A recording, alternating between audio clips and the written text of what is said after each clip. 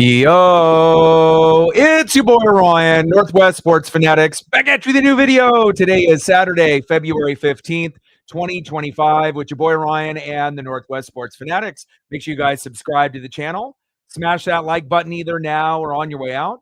Donate to your boy if you can. Cash App $ ORION NWSF or the YouTube Super Chat right here. We got Team USA versus Team Canada in the Four Nations face-off, and we also have the NBA All-Star Saturday night with the skills competition, the three-point contest, and the dunk contest. So we're going to be double dipping with a little bit of the NHL with Team USA and Team Canada, as well as NBA All-Star Saturday night with some of these events that we look forward to every single year. Hope everyone is having a fantastic Saturday. Let's cue up the music, take a look at the thumb, and let's get settled in for some NHL and NBA action. Let's get it.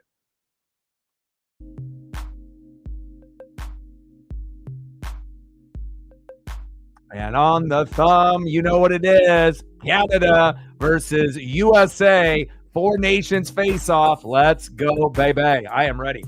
Let's get it. Let's get settled in with all my screens here. Let's go, baby. Should be a good competitive matchup after we've seen how, well Canada ended up matching up early on. And obviously the USA had a very successful matchup just a couple days ago. So I'm definitely excited to see if the USA can do that again or if Canada will end up winning here tonight. And then obviously on the NBA side, we got All-Star Saturday night. It's already been a pretty busy day for me. I ended up watching NXT Vengeance Day, so I watched that PLE. That was awesome. I ended up watching the NASCAR Xfinity Series, and that just wrapped up. That was awesome. So these are the last two big events of the night. NBA All-Star Saturday night and Team USA versus Team Canada. Megan in the building. What's good? I'm excited. This should be very, very exciting. Here, let me get all my screen set up here.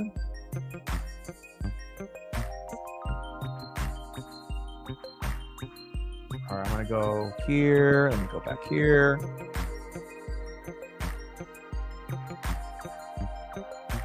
Oh, this is going to be fun. How you doing, Megan? Hope you had a good day today. I'm definitely excited to see how this one is going to play out for Team USA and Team Canada. And I had a choice, obviously, between this and the All-Star Saturday festivities. And, and again, I feel like watching, the festivities from yesterday, it was a little bit of a letdown. And I don't think that All-Star Saturday night is going to be a letdown based on what I saw that the NBA put out yesterday. But again, it was a little lackluster, and this actually means something, right? For the NBA, it's more of just like an exhibition for fun.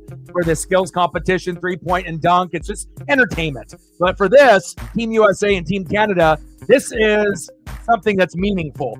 These teams haven't matched up with each other like in this particular situation in about 8-9 years. So when you can end up having a situation where you can have USA versus Canada in anything, it's definitely must-see TV. And even people that are casuals of the NHL are definitely going to be tuning in here tonight. And again, when you can play for your country and represent your country, these are the two teams that are, obviously favored between the other two that we don't really feel that they're too far behind. But again, I could definitely see any outcome. I could see Canada whooping USA's ass today. I could see USA putting on a fight and playing well also. So I'm definitely excited to be able to see Sid the Kid, Sidney Crosby, the Kachuk brothers, seeing if they can do what they did, obviously, in the previous matchup. But this is the one that everyone has been wanting to see, and hopefully we end up getting a good matchup here tonight. And if you actually look at a lot of the matchups that we've already had, a lot of them have been really competitive and well-rounded. So I'm definitely excited to see where this one goes. Could this one go to overtime? It's possible. I definitely don't think we're going to have an outcome like what we had earlier. Now, Canada beat Sweden 4-3 in overtime on Wednesday. That kind of set the stage on how things could go. Then on Thursday, we saw USA beat the shit out of Finland 6-1. We're not going to see that here tonight. And then obviously Finland won 4-3 in overtime against Sweden. So if you're looking at a power ranking, Sweden is last, right? Finland is third. Who is number one? Up to this point, and obviously we still have to wait until we get into Monday, Canada and Finland, Sweden and USA, and then Thursday will be the Four Nations Face-Off Championship. But it kind of feels right now that, the winner of this has got a very good chance to be able to go all the way. And even if the loser, ends up, whether that be Canada or USA, they still might be able to, rebound in the championship if they're, able to get there based off the points. So definitely excited to see where this is going to go. And again, I've had a good day today. I got to watch the trucks last night, obviously in the NASCAR Craftsman Truck Series. Awesome race there at Daytona. I just got done watching the Xfinity Series. Love ended up winning that matchup. And then obviously I got just done watching NXT Vengeance Day. It's been a jam-packed, eventful day for a Saturday afternoon/evening, and they may be saving the best for last here. Team USA, Team Canada, and I'm also, I got it already on here, NBA All-Star Saturday night festivities, skills competition first, 3-point contest after that, and then they'll finish the night off with a dunk contest. So this should be a lot of fun here for the next couple hours. And then bright and early tomorrow morning at 10:30 a.m., we are going to be streaming the Daytona 500. That'll be about 3.5-4 hours worth of streaming. And then once that is done, I'll see how I feel. And then I may end up doing the NBA All-Star game as well, which will be around 5 o'clock Pacific later on tomorrow evening. So it's going to be obviously a pretty jam-packed Saturday and Sunday, but I'm here for it, and I hope everyone is having a fantastic day. How are you? How are you feeling today? Like, sub, donate, comment, share. If you haven't smashed that like button yet, please do. We'll be shooting for 20 likes within the first hour, 30 to 50 overall, and obviously 100 in the donos on every single stream. And we will also be doing a little calling, play-by-play and reactions to the skills competition, 3-point contest, and the dunk contest. So I am going to be double dipping here today with coverage. So here we go. Good. I'm glad that you're feeling better. Yeah, I mean, in this particular tournament style with this Four Nations face-off, I'm not sure if we really know exactly what's going on. That's a good prediction that, Canada or USA could, end up winning by a goal. It could go to overtime. I think the most surprising outcome would be a blowout like the USA had. I don't think anyone anticipates Canada winning 6-1 or USA winning 6-1. We feel that these two teams are pretty, as far as matchups are concerned, there might be a little bit of favoritism for one side rather than the other. And obviously Canada, here being in, a home ice advantage with the fans, Canada, might be the favorite, and that's totally fine. Just like USA was the underdog in the last matchup, and they ended up winning 6-1. So I just want it to be a competitive matchup with a little bit of fire and grit. I don't mind if they jab each other a little bit early on and have a few fights. But again, I want it to be an entertaining matchup, and I think that we will get one here tonight. Zay in the building, what's good?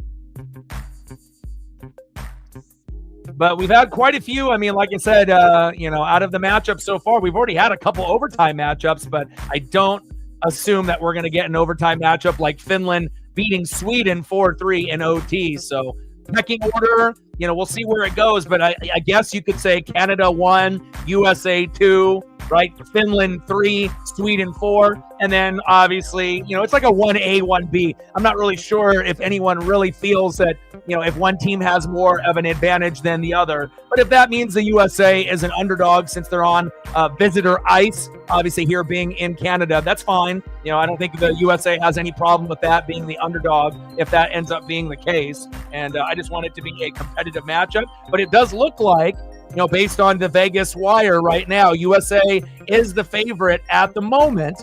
But again, that doesn't mean anything. You can be the favorite on the Vegas line like Finland was, and they got their ass kicked 6-1. So I just want to have a close competitive matchup with some grit and some fire, a couple fights, get the crowd into it. And hopefully the skills competition, 3-point contest, and dunk contest lives up to the billing.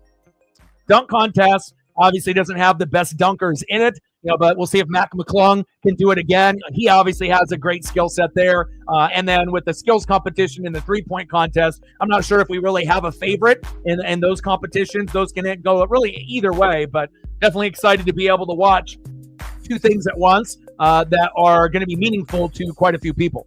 Zay in the building, what's good? How are you, brother? Caleb in the building, what's good?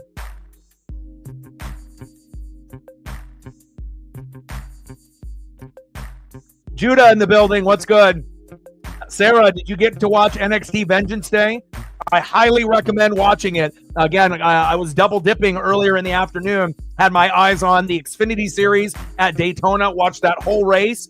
Shit, I watched a truck race last night from beginning to end also. This is one of the first times, probably in 5 to 10 years, that I've watched a full race of the trucks, a full race of the Xfinity, and I'm going to be doing the Daytona 500 on the live stream here tomorrow morning at 10:30 a.m., which I wish it was on a little bit later, but since they are forecasted for some rain and some thunderstorms, they ended up, pushing back, the start time, so that way that there'll be a less of a chance for, more delays in the NASCAR Cup Series.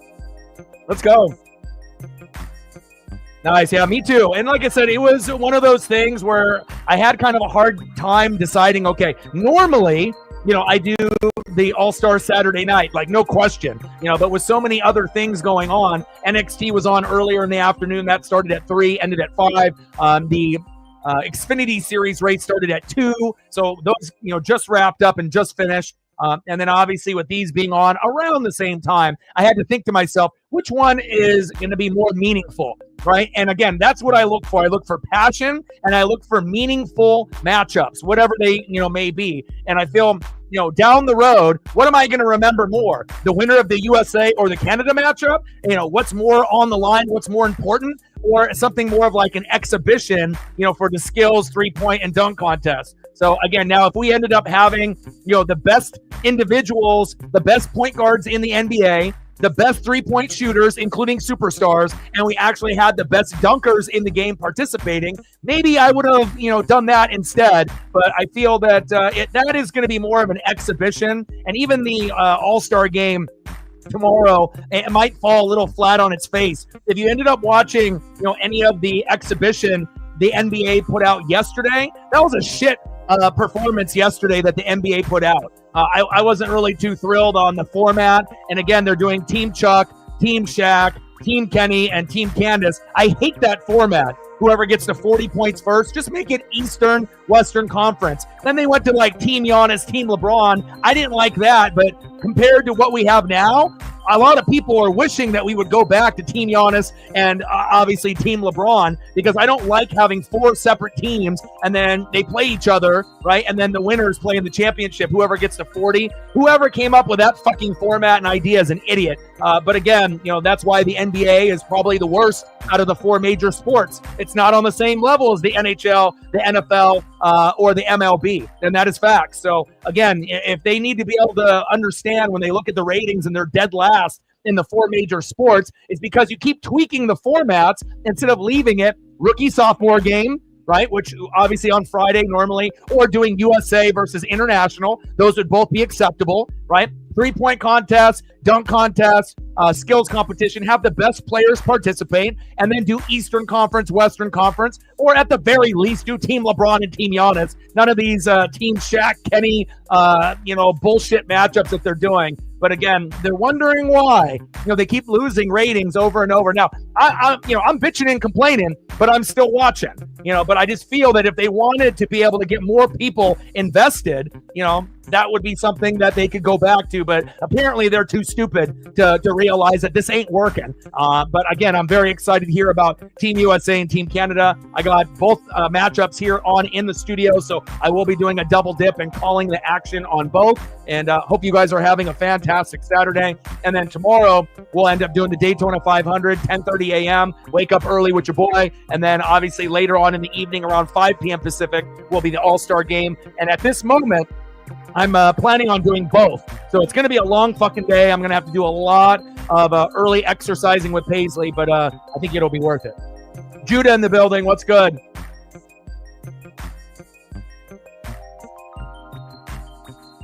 STL in the building. What's good? I know, man. You're getting that big thunderstorm, big snowstorm coming up. You know what? That is a very good question. Someone can look that up on Google and see why. I would assume, obviously, it goes back to the old school history, maybe going back to like the Bobby Orr old school era, and they decided to call it that particular way, a sweater rather than the jersey. But I imagine there's some good origin stories on there, but I assume it's from way back in the day, even pre-Gretzky. We're going way back. I imagine that's where the origin is going to come from.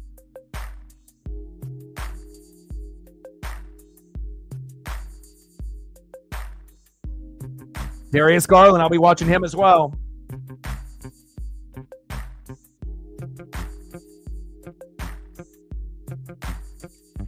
Oh, Maka is out. That's terrible. We want to make sure. Sid the Kid is playing, though, right? We're not having any issues with Sidney Crosby, so.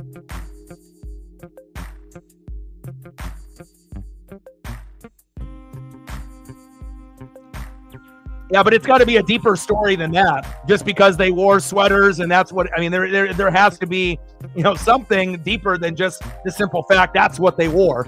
There's got to be an origin story behind that. Okay, Donovan Mitchell, I see you. All right, let's get all these screens set up. Sid is playing good. So if you just need a quick recap, obviously here in the Four Nations face-off, it started on Wednesday, and Canada beat Sweden 4-3 in overtime. That kind of set the tone, on how this was going to end up being later in the week. Then yesterday, we got USA beating Finland 6-1, and then we're here today. Finland beat Sweden 4-3 in OT, and then we have USA-Canada that we're doing right now that they're going to get the festivities started in a moment. Tomorrow will be Canada-Finland at 10 a.m., Sweden-USA at 5 p.m., and then if I end up doing the NBA All-Star Game, I will cover USA and Sweden at the same time, and then the championship for the Four Nations face-off will be on Thursday at 5, and we might end up doing that as well. Natman in the building, what's good?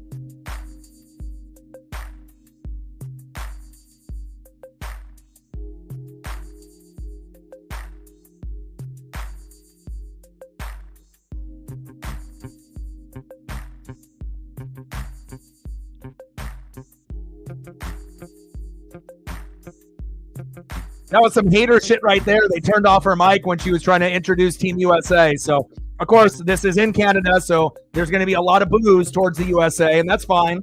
We're used to that.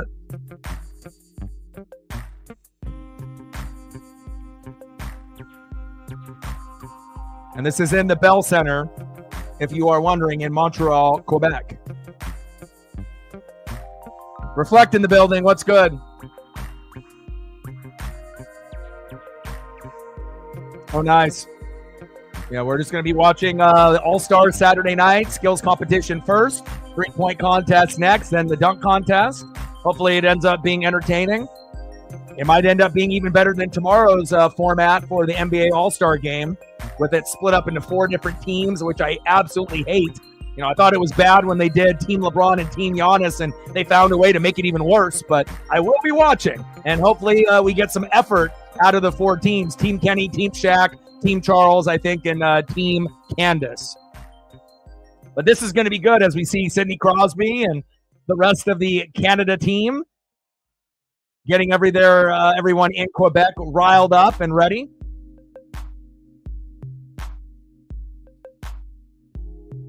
What's good, Reflect? How are you, brother? Like, sub, donate, comment, share. If you haven't smashed that like button yet, please do. Let's try to get to 20 within the first hour, so that way we can kind of hit the algorithm, 30 to 50 overall, and obviously we'll be shooting for 100 in the donos on every stream. Looks like we're at 6. We need 4 more to get to 10. Now we're at 8. 2 more to get to 10. 12 more to get to 20.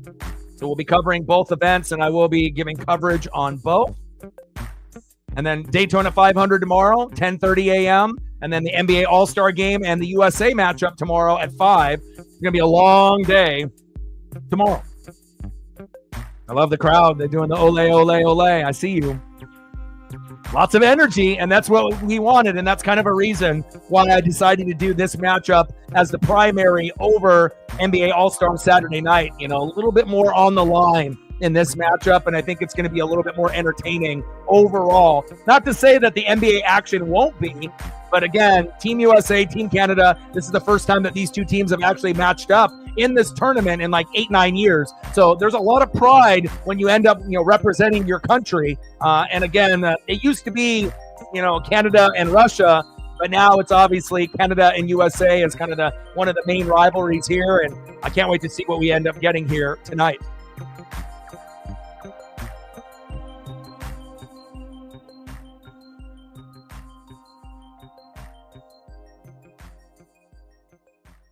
Oh, they definitely booed, and they turned her mic off too early where they couldn't even have her complete what she was saying. So that's some hater shit right there.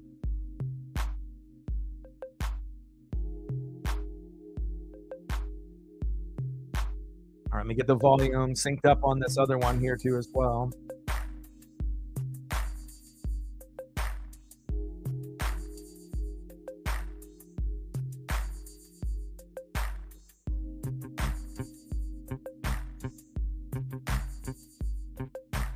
All right, competition format and rules. 4 teams comprised of 2 players per team, 2-round competition. Players from each team will participate individually in a timed relay. Each player must complete the course, and then 2 teams with the fastest times will advance to the final round in the NBA skills competition.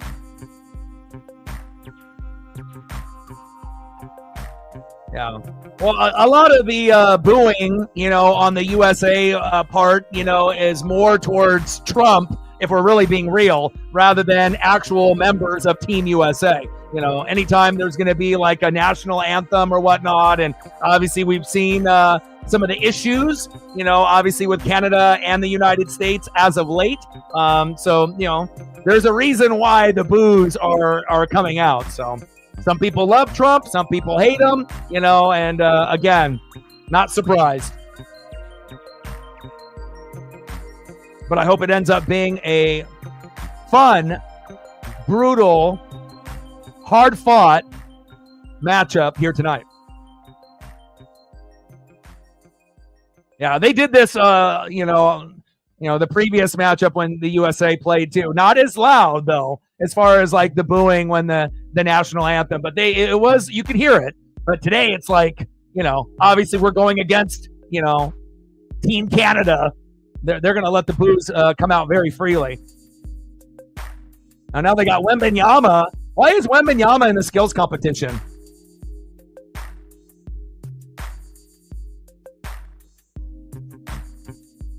I mean, we know Wembanyama's got a lot of the skill set and whatnot, but, normally this competition is for guards. And every once in a while, you'll see a forward in there or a big man, but they got CP3 now, Wemby's partner. Kind of a weird format that they're doing here.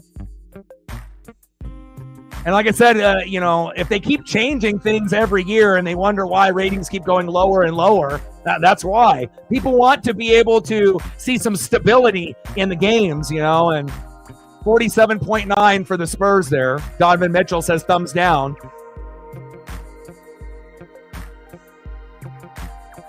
Oh, yeah. Oh, yeah. You can feel that the energy and the tension for sure. No, but the thing is that if this was in the United States, right? Again, it's not like Canada's president is Donald Trump and we have Trudeau, here and whatnot. You have to understand the rivalry. There's going to be plenty of drunk fans and plenty of fans that love their country. But the big reason why more boos are out, it's not necessarily against the players, specifically against Team USA. It's because of what is going on in the world with Trump. You're in Australia, so, it's a little bit different. You don't live here, but for us that live here, and understand what's going on a daily basis here, Trump is not very well liked by some, and he's loved by others. But again, making threats toward Canada just recently, with the tariffs and this and that, there's a reason why Canada is a little bit extra lively here today. And honestly, if the games were, and they are going to be shifting to Boston, right? And even if we were going to play Canada in Boston, would some of the U.S. fans there boo Canada? Yeah, but you wouldn't hear it like this. The reason why it's like this is because of Trump, 100%. I mean, it's either you read and you follow up with global news or you don't. And obviously, being in Australia, I don't anticipate you to follow every single thing that's going on with USA and Canada. But for us that live in the States, we know what's going on here.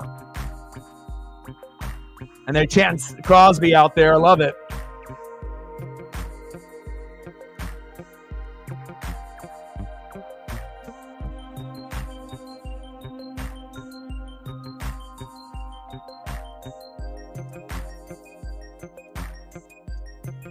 Oh, yeah.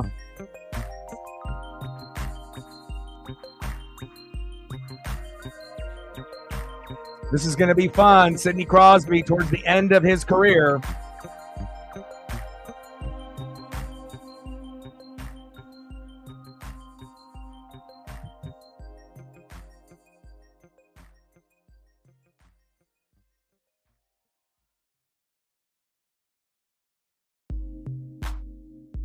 All right, baby. Let's go, USA.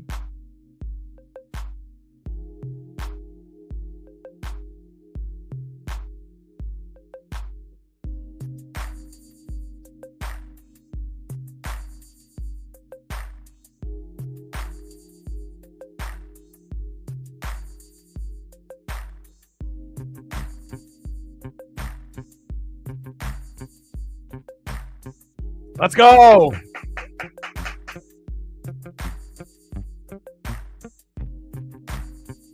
Let's go. We're fighting already? Let's go, baby. Hell yeah. A fight right out of the gates. I love it. And I had a feeling that this would get chippy early on, I mean, you turn the mic off, on our introduction, you want to boo us. That's completely fine, but again, we're not going to back down from anybody. Throw those haymakers. Let's go. Let's go. I love it. Get him, Kachuk. Nice. Gloves off, baby. Go USA. Let's go. Hell yeah. And again, I'm watching the NBA All-Star Saturday night here for the skills competition, but one of these events is an exhibition. This other one, there definitely is, something worth watching, and there's something worthwhile here tonight. I think this is going to be something that we're going to remember, this matchup, for years to come. I love it. I mean, when's the last time we've seen a matchup where you fight right at the very beginning? I mean, it's been a minute. I don't know how often, in the Four Nations, where before you even really get started with the matchup and you start fighting right away, but epic start. I was kind of hoping that we would get a fight within the first 5 minutes, but definitely didn't see it happening like immediately, but I love it.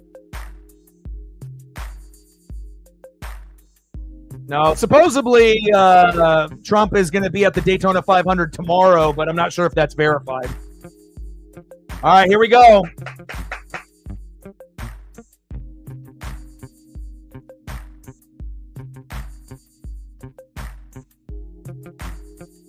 Oh, baby. Oh, baby. Haymaker. Oh, my. Man, these guys are scrapping. How many fights are we going to do? Wow. Wow. This is awesome. Are you kidding me? So we already had a fight to start off, this matchup, and then they said, fuck it, before we even go again, we're going to fight again. I love it. He said, we're going to go. I mean, I don't know if I've ever seen a matchup where you had 2 fights before the game even really started. Wow. Awesome. Yeah, they definitely better have some good security, and I would definitely be afraid if I was a U.S. fan there,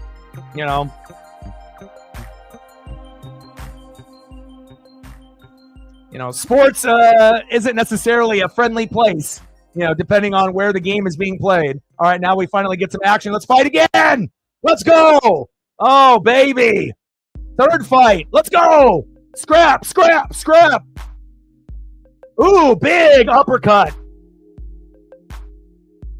Oh, JT Miller got a big uppercut to his chin. He's getting worked in this fight. The first 2 fights were pretty even, but this one, Canada definitely beat the fuck out of JT Miller. He got caught and sucker punched, and then he ended up getting a big fucking uppercut, helmet off. He got his ass kicked on that one. 3 fights before the game even starts. Let's go.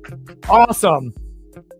I knew there was a reason why I chose to do this instead of doing the NBA All-Star Saturday night, even though I am watching both at the same time. Man, I mean, imagine if this was like in the NHL on the regular. Wow. Awesome.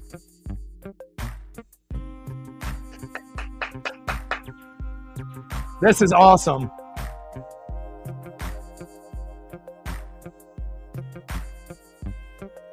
Yeah, definitely. Yeah. We good, Lauren. We good. We're pretty even in that first fight, but you definitely beat up JT Miller on that next one.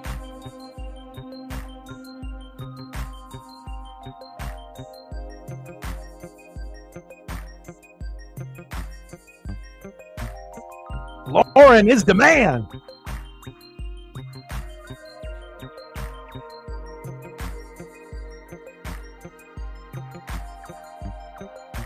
Nine seconds, 3 fights. Is that good? I would say so.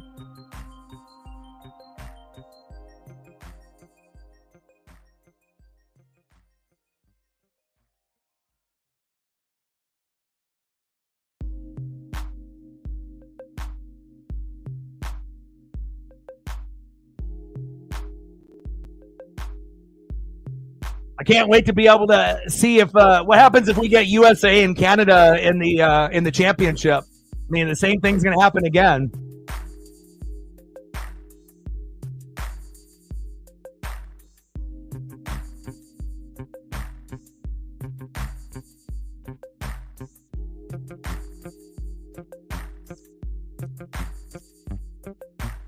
Let's go, USA. All right, Canada here starting off with the power play.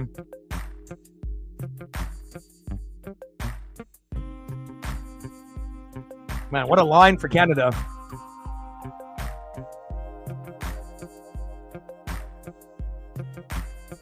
Oh, man, they're getting chippy already. Oh! Big checks on the boards, and then right in front of the goalie there as well. And the fights are not going to end.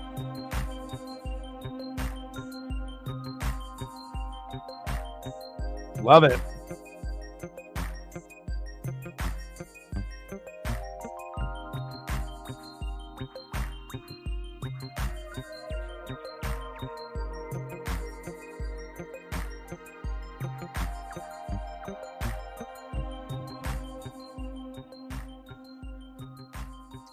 All right, power play here for Canada still. I mean, this is such an entertaining matchup that you don't even have to, you could be a casual hockey fan and still like really get into this. Reinhardt to Connor McDavid, Crosby. Nathan McKinnon out there too for Team Canada. Man, they're stacked. McKinnon, McDavid, Crosby. My goodness.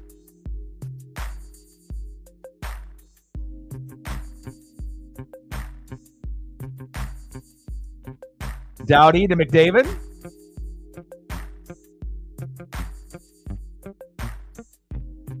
Canada wants the penalty there for tripping.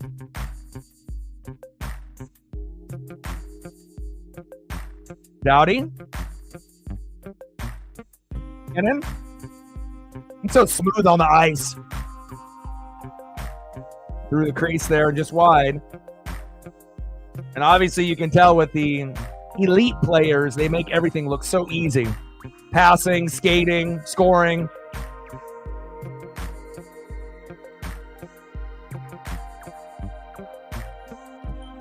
Now we have a little bit of a line change. Toes. Point. A little battle on the boards. All right, now we're full strength.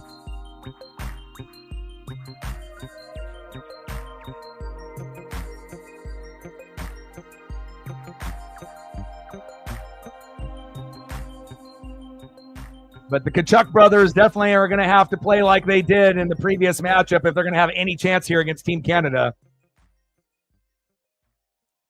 Because if you're really looking at like the elite players, Canada's got more elite, on their side, depending on what line we're talking about. But, with that being said, I think the USA has enough, to make this competitive, and they could win. It's not like people think that Canada's going to win 5-1, 6-1, like the USA did in the previous matchup. Not against Canada, but when you see Finland and Sweden a little overmatched with these two teams, with Canada and Team USA.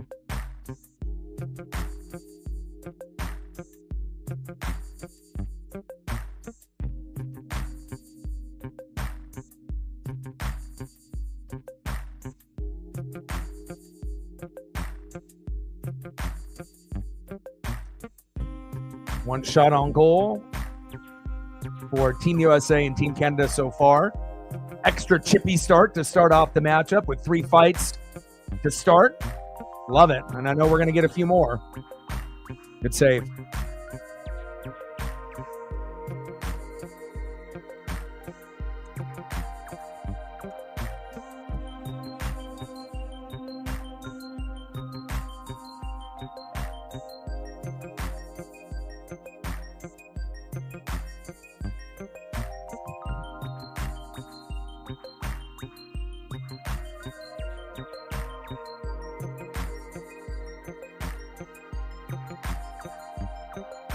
As long as we can limit the damage to Connor McDavid and Nathan McKinnon and Sidney Crosby, I mean, just those 3 Hall of Famers and icons alone, if they're on the ice together in a line, which they will be, at times throughout this particular matchup, I mean, that's gonna be a tough line to stop, and they're gonna definitely spread out some of the guys. Like right now, you got Reinhart, McDavid, Marner, Morrissey, and Toews, but as far as like high-end players, Canada's got the advantage, but we got some grinders that might be able to do something. At least I hope so, or it will get very ugly.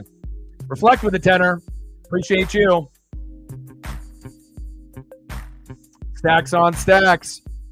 Racks on racks. A little Cactus Jack. Bang, bang. $10 holla. Appreciate you. Anything you want to see photo-wise now or when we get into intermission, you let me know, and I got you. We're at 10:90 to go. Matthews, Gruntzel, Hughes, Fox, Slavin, and Faber. USA can clinch a spot in the championship with a win. We still got the skills competition going on here on the bottom of the screen here. For me, Crosby just poked away. Oh, what a save! Oh, wow. What an effort there by Sid the Kid and company. That follow-up chance was probably a little bit better since the puck got poked away there from Sid, but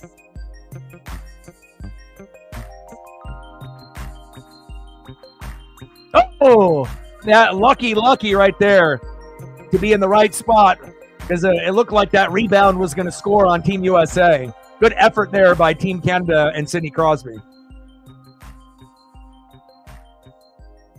Donovan Mitchell in the corner, shooting threes there for the Cleveland Cavaliers in the skills competition.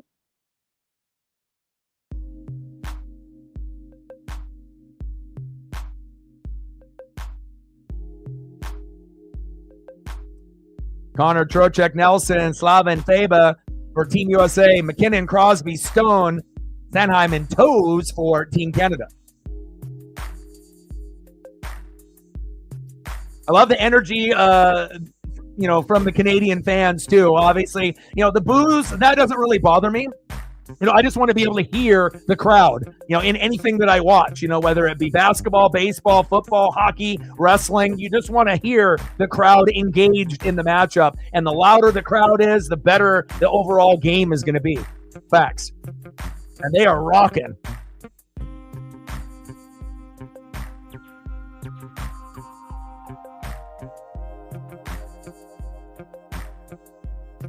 Yeah, and also, too, I'm not sure if there's anyone on the roster besides Austin Matthews that's on the same level as Sidney Crosby, Nathan McKinnon, or Connor McDavid. Let's be real. Regardless if you're someone that watches NHL every day or, casually here and there, we know Austin Matthews is a great player, But I would assume that most people would say that, hey, if I had a choice, and even though Sidney Crosby is kind of at the end of his career, but if we're going with like Connor McDavid and Nathan MacKinnon, I think that a lot of people would choose those guys before they choose Austin Matthews. Not saying that Matthews isn't good, he is, but if you're looking at, based on game in and game out production, USA is a little bit undermatched, based on maybe possible high-end goal-scoring opportunities. We're going to have to win with, some grit. We'll see what the Tkachuk brothers can do, and Austin Matthews will have to be a factor in this matchup in some way. Maybe not even scoring, but maybe even just assisting in a goal or two. Otherwise, this one might be Team Canada, and it might be ugly.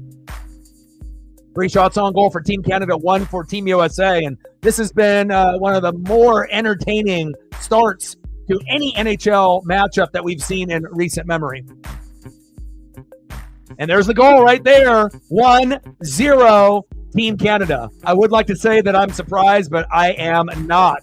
That was beautiful. Connor McDavid, assisted by Drew Doherty and Jordan Binnington. 1-0 Team Canada. And you can kind of feel that was going to more than likely end up into a score right there. Because again, Connor McDavid, Nathan MacKinnon, 1-on-1 or 1-on-2. Let's be real. Who's going to stop that? And the answer is fucking nobody. Nice job by Team Canada. Look at that beautiful pass and the skating ability by Connor McDavid. Elite, unmatched, beautiful. Team Canada's got that fucking crowd going. Beautiful start. He's awesome. 22 goals with Edmonton this season. First goal of the tournament, and it won't be his last. Wouldn't shock me if he scores again. Yeah, no kidding. We need someone like that, We need our Nathan MacKinnon, Connor McDavid. Hell, even in Austin Matthews, we need a player like that. And hopefully one day, Seattle will have a player like that. All of the Uncle Mo and the momentum for Team Canada, no question.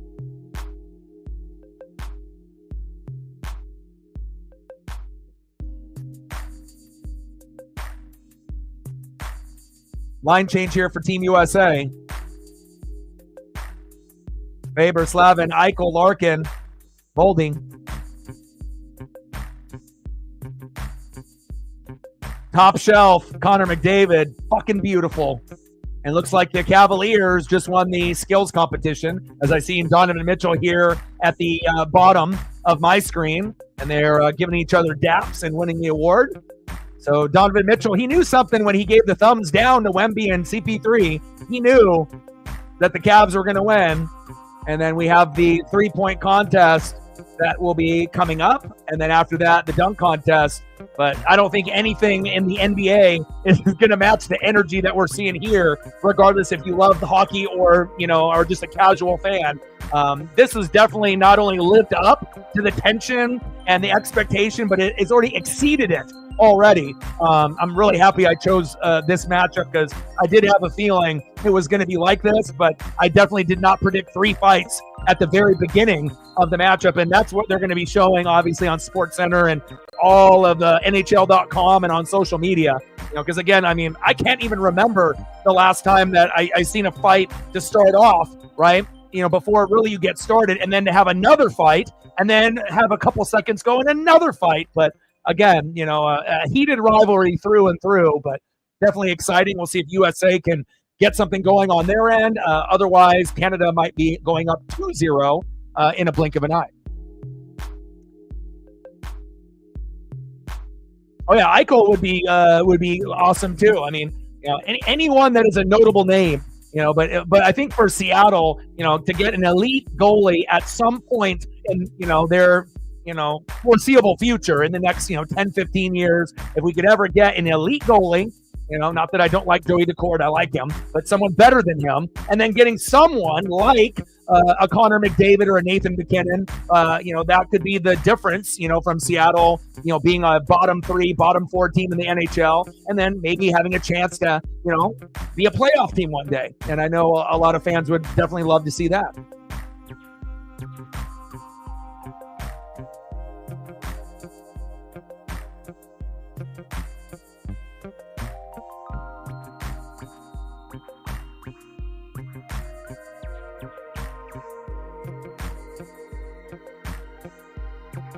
Lauren commenting and blowing up the posts. I love it, my guy. Appreciate you.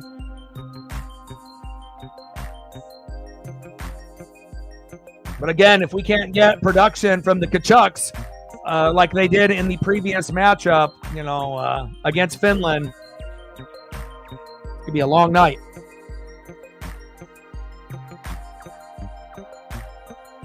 And then imagine if Canada had Maka out there as well. Golly.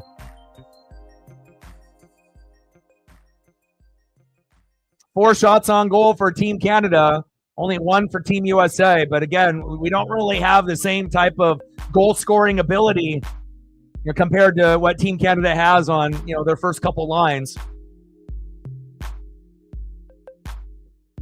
It's like getting 3, 4, 5, 6 goals against like Sweden and Finland. Yeah, that's one thing, but to do it against Team Canada, not going to be as easy. 100%.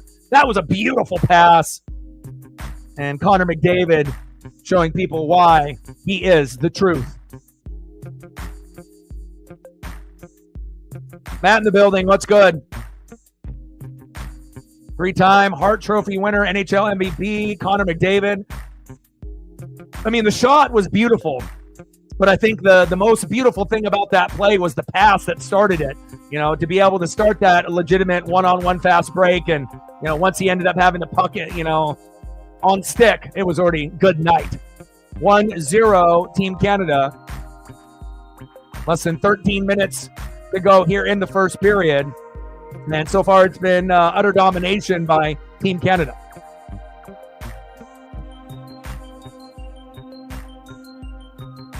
And that's got to be a goalie's worst nightmare. Seeing Sidney Crosby come at you one-on-one. Seeing Nathan McKinnon come at you one-on-one. Seeing Connor McDavid come at you one-on-one. Even if you are a professional, you obviously know what could happen. And regardless on how good the goalies are in net for Team USA, even if you have the best goalie in the world, in net, that doesn't matter when you're going against like Sid the Kid, Nathan McKinnon, or Connor McDavid. Facts. The Hughes brothers, Eichel, Matthews, the Kachuk brothers, someone's got to step up. Who's it going to be? I mean, really, JT Miller has a lot to prove. He was the only one that kind of got his ass kicked in those first 3 fights. First 2 fights were pretty dead even with Team Canada and Team USA, but JT Miller got fucking mollywopped. You got something to prove, JT. Well, I'm not counting anybody out, but I got to give credit where credit is due. I always call it how I see it.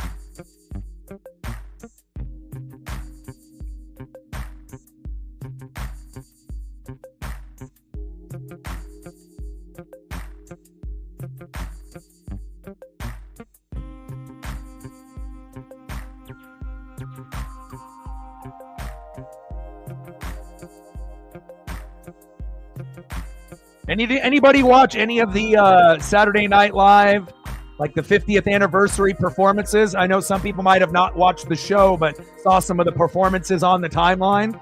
There were some pretty good ones. There were some good comedic performances there by Will Ferrell and company, as well as some good singing performances and whatnot last night. I'm going to have to go through and rewatch a few of those. Puck out of play. Oh, a guy in the front row got it. Oh my God. Imagine getting a puck there. Right place in the right time with that puck. Just going right over the glass, right into the front row, right into that fan's open hand. He'll never forget that. That one will definitely not be going on eBay. Yeah, but Will Ferrell, they had a couple, singing kind of skits and what that they did. Backstreet Boys performed. You had Post Malone, do like a Nirvana cover and whatnot. And there is quite a few. I haven't watched every single one, but I'm definitely going to have to take a peek. I've seen little snippets and clips, but I'm not usually one of those people that watches, Saturday Night Live on the regular anymore. I used to watch that and Mad TV when I was like a kid, but I haven't really watched on the regular in a long time. But I might go back and watch that particular special. 4 shots on goal for Team Canada, 3 for Team USA.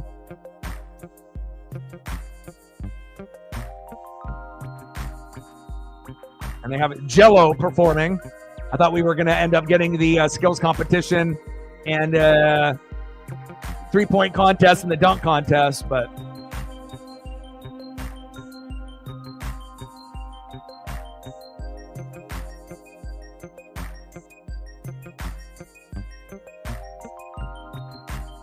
more than halfway through the first period, and it hasn't disappeared. Oh, big check. Was that on Crosby? Oh, that wasn't Crosby. I saw the 7. Oh, my. But that wasn't him. That was 97, not 87. I think that was McDavid. Wow. He got blasted. Now, all I saw is a 7, and then I saw him get up, and it was 97, not 87. Oh!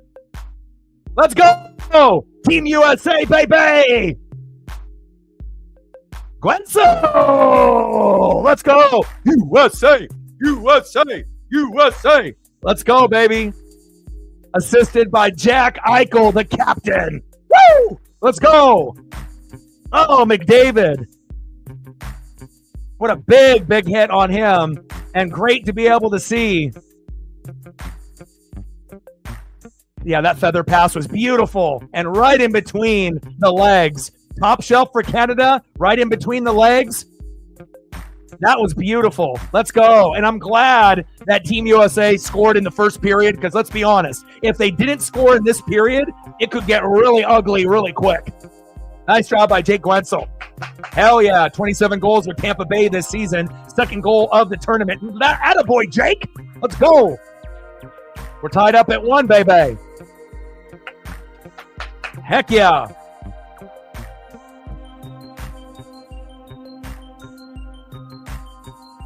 And the same thing happened when we played, Finland, right? Finland ended up, scoring first. Then we had to rebound, and then it was all Team USA after that. But this Team Canada is on a whole nother level. And I assume, whoever wins this, has a very, very good chance to go all the way. But even the loser, if they get to the championship and it's these two teams again, oh, big hit! Oh, my God.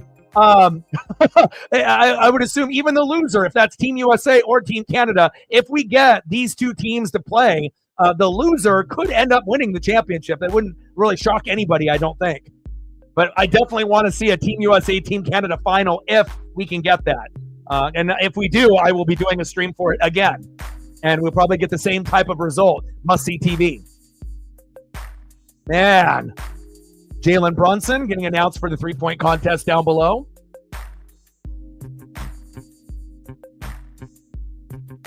Man, when you see like hits in football in the 80s and 90s where they're decleated and their like feet are all the way up in the air. You see it in the NHL from time to time where they're just way up in the air, cleats up in the air, skates up in the air. Man, what an entertaining performance. Dame time, Damian Lillard. All right, Dame, we'll see what you can do. And they actually have a pretty good, selection here, for the 3-point contest. Not every single ideal, individual that you would want, but in the dunk contest obviously has the least. It's like you usually got a bunch of, no-name scrub kind of guys participating, but, McClung has obviously won it, back-to-back, and we'll see if he can do it again. But it would just be really nice, to be able to see like the best in the world, at dunking, or at least like notable names like LeBron, do it. So you could kind of, get the, prestige back, like when it was in the 80s and the 90s, it's like I was used to seeing like Drexler and Jordan go at it. Nowadays, it's like it's gotten progressively worse and worse. And you get a lot of these participants, at least in the dunk contest, where you may not even know who the hell they are. You might have like one notable name. They might have like a G League guy in there. They might have a couple bench guys in there. It's like, if you want to be able to get people hyped up, at least have guys like Aaron Gordon and Levine in, where they might not be the most popular guys in the NBA, but they sure as hell can dunk, and we haven't really seen an amazing dunk contest with great individuals probably since that one. That might have been the last, like, oh my God, elite one that we've seen. We've had Jason Richardson, Vince Carter. There's been some good ones, after Drexler, Dominique, and Jordan. There's been some individuals that put on a show, Richardson for Golden State, Vin Carter with Vinsanity, doing those things. And obviously we remember, Dwight Howard had a couple moments with the Superman, but maybe the last really elite one with two elite individuals might have been that Aaron Gordon, Zach LaVine one.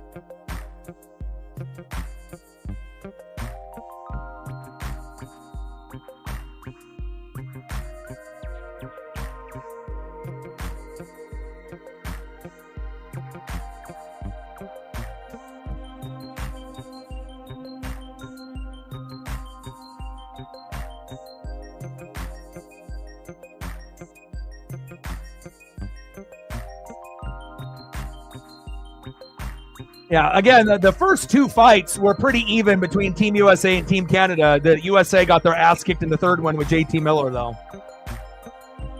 But what an exciting start, if you weren't invested. But 3 fights in the first 9 seconds, someone needs to look that up. Let alone, in the Four Nations face-off. But what about in the NHL? When's the last time we had 3 fights in the first 9 seconds ever? Pretty rare. But obviously when you have, Team USA and Team Canada, it's not surprising, I think. It's like the buildup was already, you could feel it in the air. But 3 and 9 seconds is incredible. And you definitely got your money's worth if you paid for a ticket, and you got your money's worth if you're watching here in stream tonight.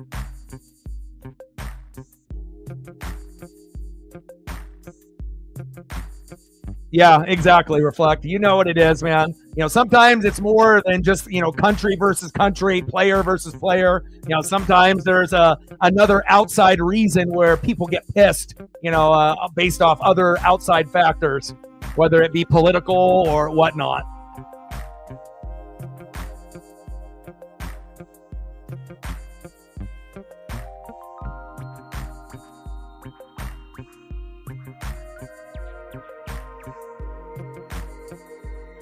But definitely one of the more exciting hockey matchups I've seen in years.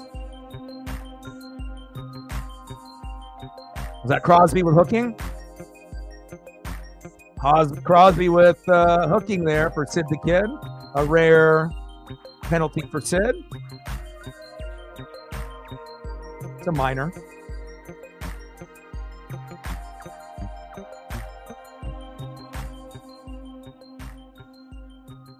Reflect with a $5. Appreciate you. Stacks on stacks, racks on racks. Little Cactus Jack, bang, bang. We're at 15:85 to go. You the man. Appreciate you. Me and Paisley appreciate you tremendously. And we'll see who ends up winning this 3-point contest. Dame should be in the running, but there's no guarantee that Damian Lillard will win.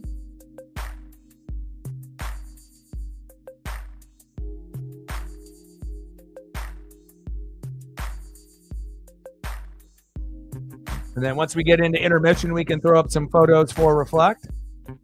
Daytona 500 tomorrow, 10:30 a.m. I'm going to have to wake up super early to make the thumb and then take Paisley on an early walk. And then we're going to have another Team USA matchup in the NBA All-Star game at 5. So I plan on trying to make it a big full day if I can, as long as I got energy. Because, oh, big check. Huge check. But I know the Daytona 500 is going to be like 3.5, 4 hours. So we'll see how I feel after that. And as long as I get a couple hours of rest, then I can get into watching Team USA in the next matchup and the NBA All-Star game.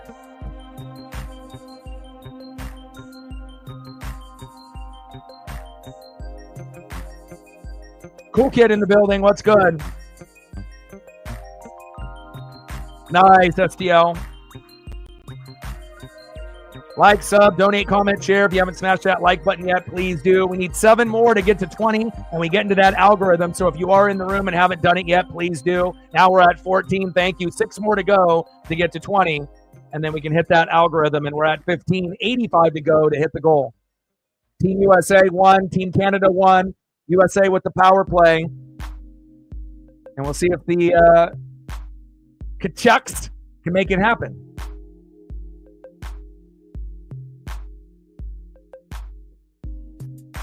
Matthews. Back to Kachuk. Werenski to Captain Jack Eichel. Eichel to Kachuk. Back to Eichel. Grenzel again, trying to go for his second goal. I see you, Jake. Werenski. Oh, we got a broken stick. Grenzel with a broken stick. Eichel. Boldy. Nice pass. Oh, Matthews. What a save by Team Canada. Matthews was there. One-timer. Crosby out of the box. Full strength. Good opportunity for Matthews there. It was a pretty pass, but great defense by Team Canada. Less than 5 minutes to go in the first period. And Johnson in the three-point contest. Cam starting it off.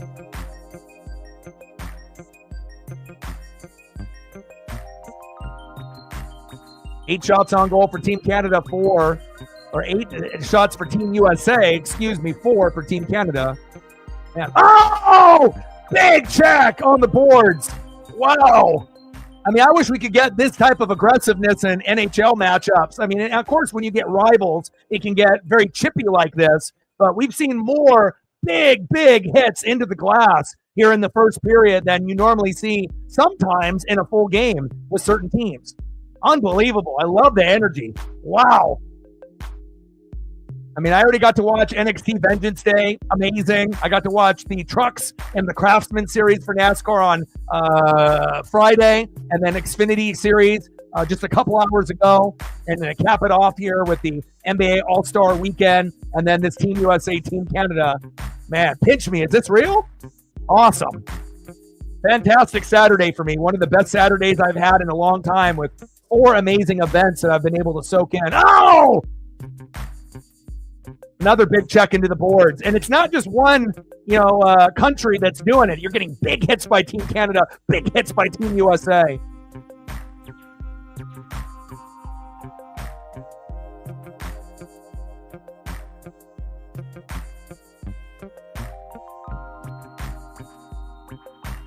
Oh! They want the tripping there, don't they? Tripping call, for sure.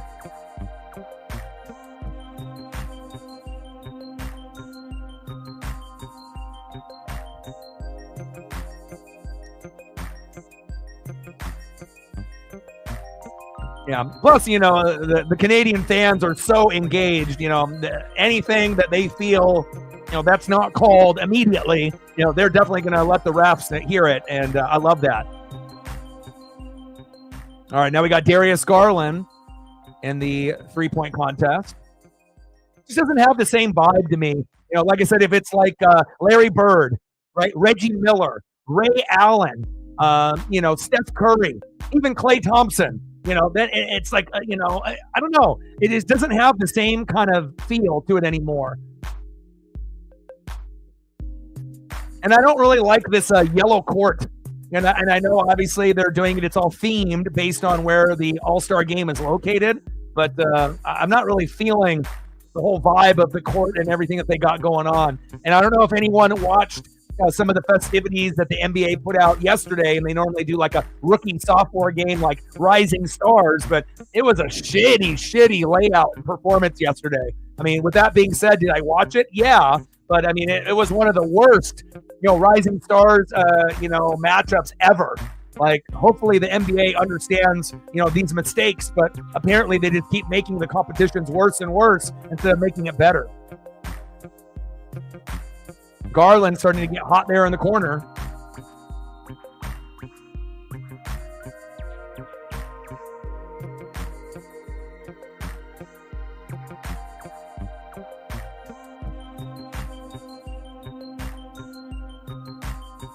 Man, what a fucking matchup so far. Not because they're stupid. I think they're trying to cater to like the young kids. You know, they feel like the young kids are going to enjoy these kind of playful formats, but you know, they need to understand history means something. You know, and again, you know, the NFL, you know, used to have a Pro Bowl that was actually watchable where they tackled, and then it turned into kind of like two-hand touch, and then the game just went away. So obviously the NFL Pro Bowl, you know, obviously was so terrible they just got rid of it. You know, but as far as like the NBA All-Star Weekend, it definitely, you know, it doesn't have the same type of feel that it has in years past. And, you know, I definitely feel the NFL, MLB, and the NHL, you know, overall are better. But as far as like All-Star game, you know, type of performances, it's always going to be MLB 1, NHL 2. Those are definitely the two best. I mean, if the NBA tweaked some things and went back to their history, rookie, sophomore game, right, and they ended up having better participants in the skills, three-point dunk contest, and actually did Eastern Conference, Western Conference in tomorrow's game, then you would be able to like move up the pecking order and actually get more old school fans to come back and watch. And I mean, maybe even some new ones. But it's like they keep changing the format to cater to these like young kids, and they have to realize, you know, what they're doing ain't working. David Crosby, good save.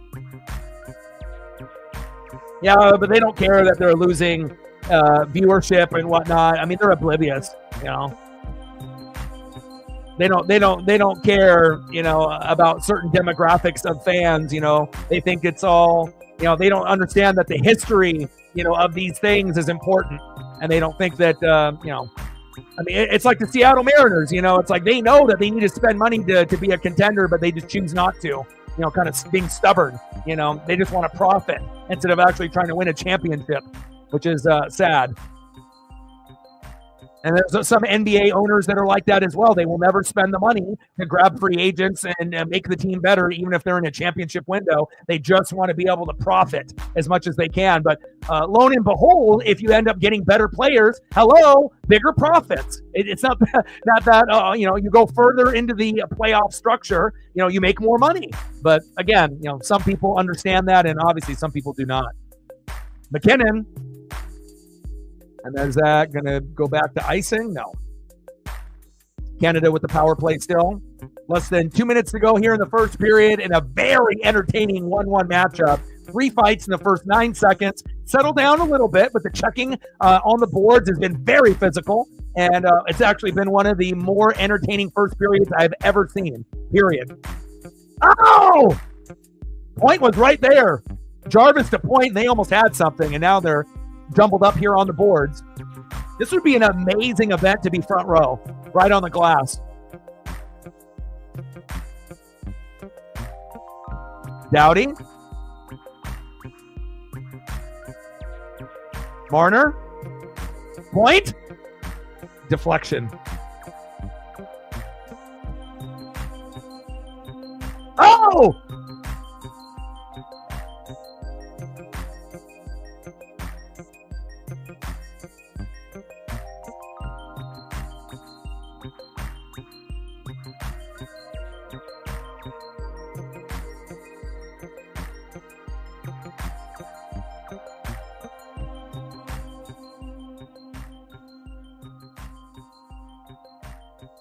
It's like, how do you get, you know, players to play, you know, like everything is on the line, like a Stanley Cup, Team USA, Team Canada. You know, it's like, you know, there's going to be certain things. If you play for your country, you're going to get the same type of effort as if you were playing in the Stanley Cup trying to win the championship. And I love that.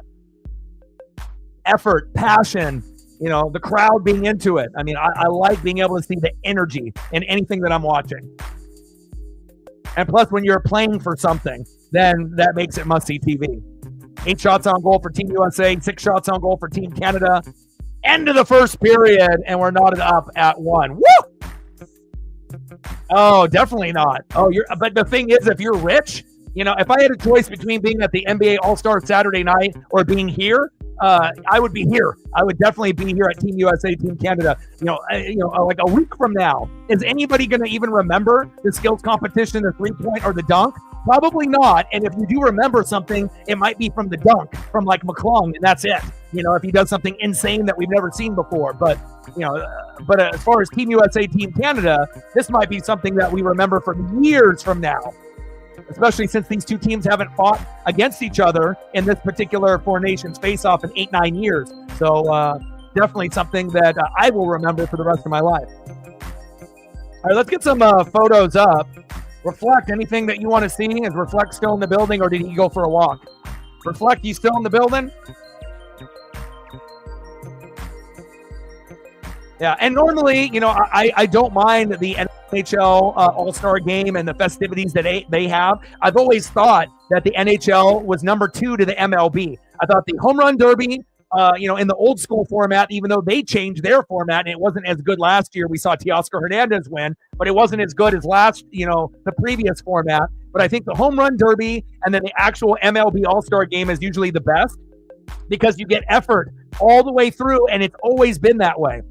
And in the past, the winner of the game would get World Series home field advantage. So they give you that extra motivation to be able to, win for your, particular league, American League or National League. But I've always, even back in the day, I've always had the NHL being pretty close to the MLB. They are by far the most entertaining. But to do NHL All-Star Game or USA Team Canada, give me the Team USA Team Canada, baby. They're going to be talking about this for years to come. Oh, no worries. Anything you want to see photo-wise, doesn't even have to be hockey-related. You let me know. Nice. Good choice.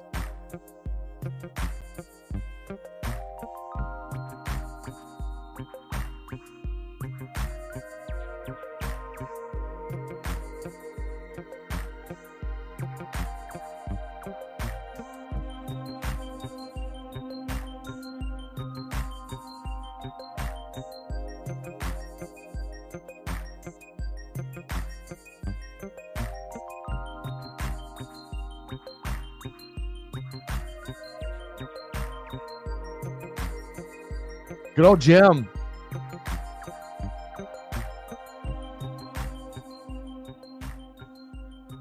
USA versus Russia.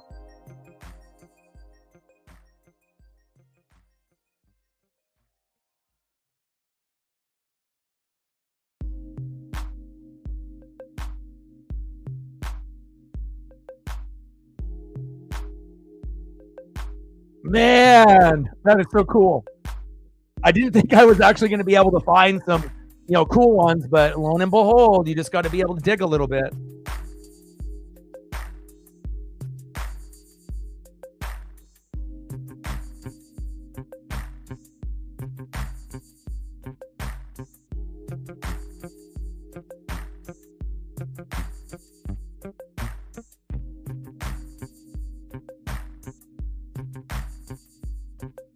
And here's something cool. The actual Jim Craig jersey and face mask sold at auction. Wow. There's some stories there with that jersey and that mask. Awesome.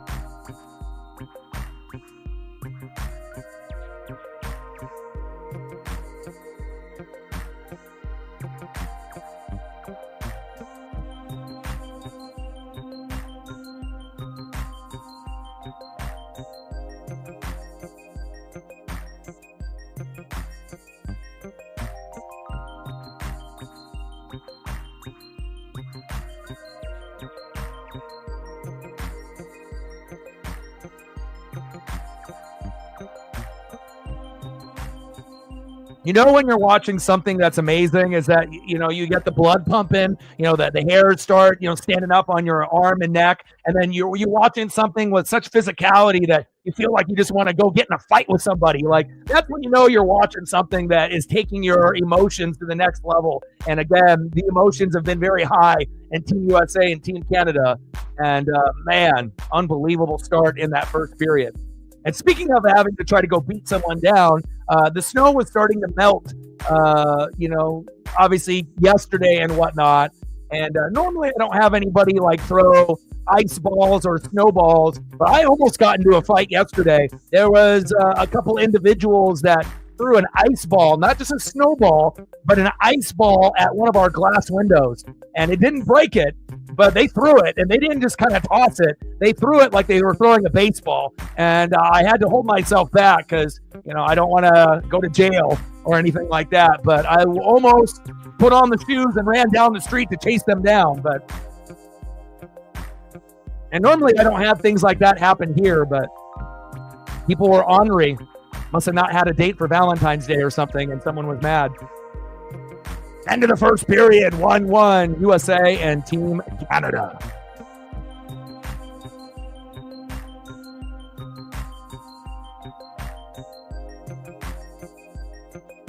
Okay, Subban, Messier, they love it.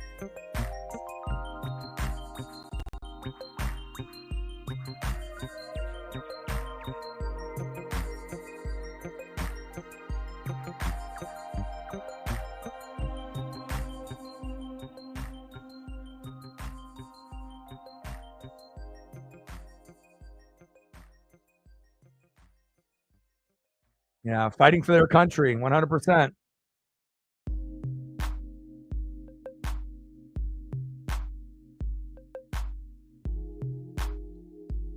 Reflect, anything else that you want to be able to see?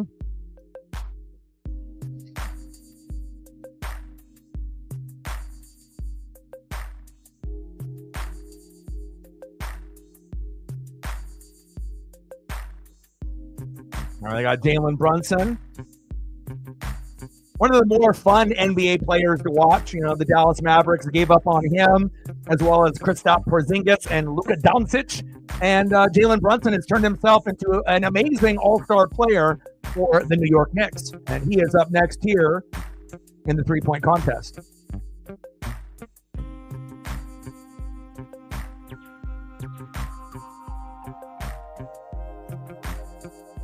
Yeah. Also, Lauren is from Canada, too, so. Megan with a fiver. Stacks on stacks, racks on racks. A little Cactus Jack, bang, bang.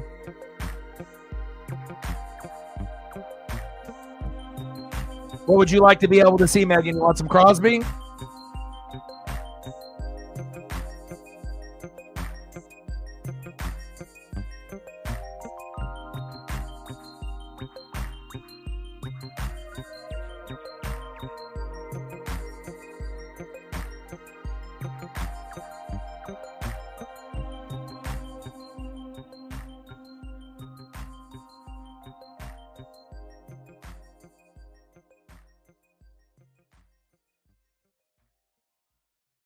I got you too.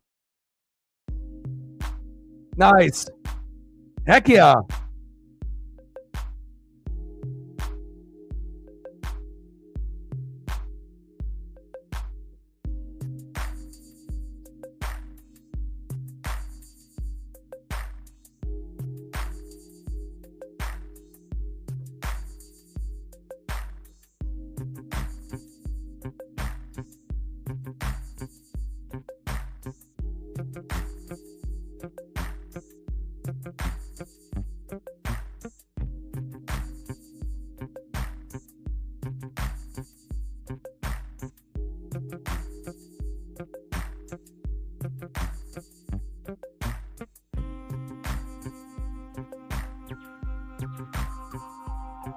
Wow.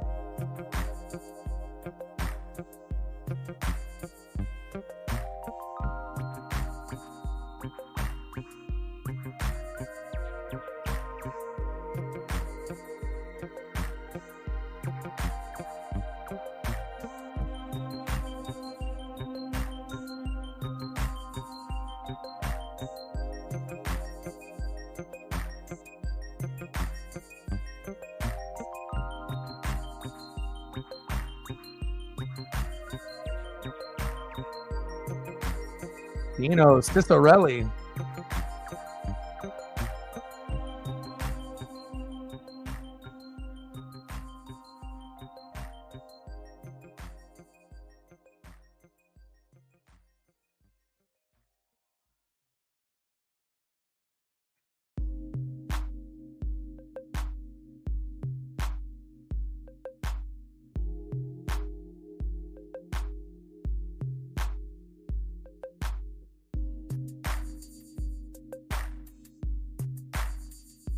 See if I can find like an old card or something here. Let's see what Dino from the old school days. Oh my gosh, look at that.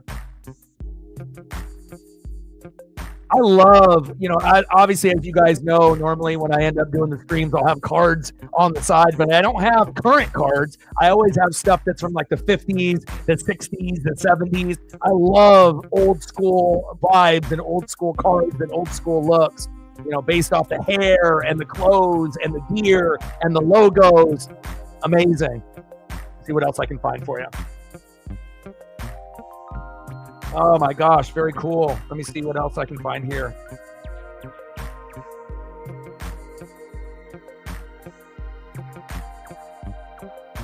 Vintage is undefeated. It's the best. All right, so we went here first.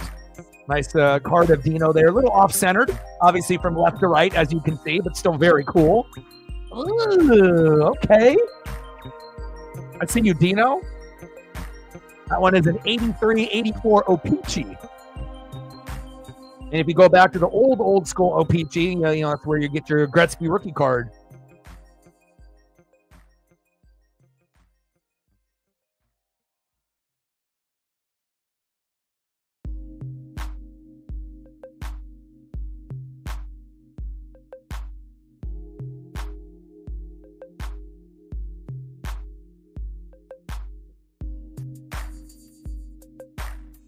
North Stars.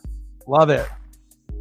Oh, man. So cool. And I just love seeing the designs. Obviously, I'm a sport card collector. And, again, they have a lot of flashy stuff, for like modern day, packs and whatnot. But just the old school vibes, of like Topps and Don Russ and Fleer and just seeing like the old school looks. Man, there's just something different about it. So special.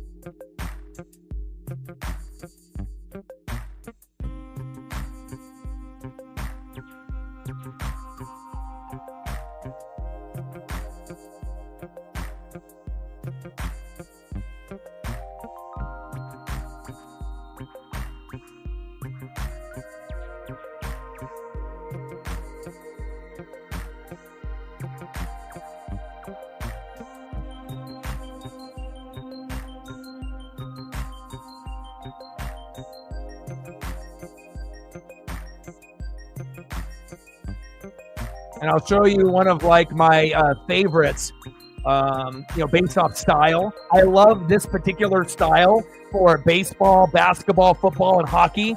So how you have like the different looks, you get like kind of the portrait style, right? Then you get the action shot. And if you look at like the way that they have the team name and the name of the player, right? And obviously you see the different quality of the stock of the card that's being used, right? But my favorite, right, is when you get it like this, where you actually have the action shot, but they have a little portrait, a little circle at the bottom of the left or the right of the card. I love those.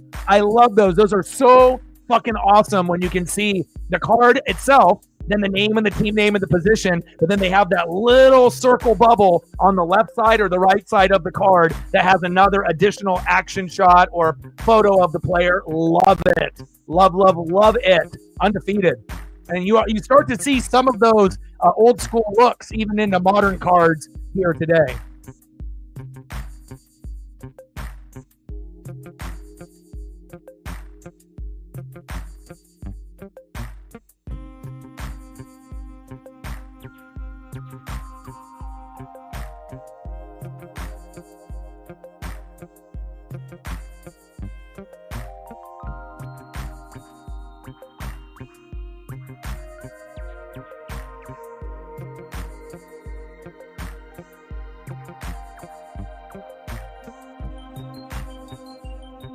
Love it. Love it. Love it. Love it. Let's go.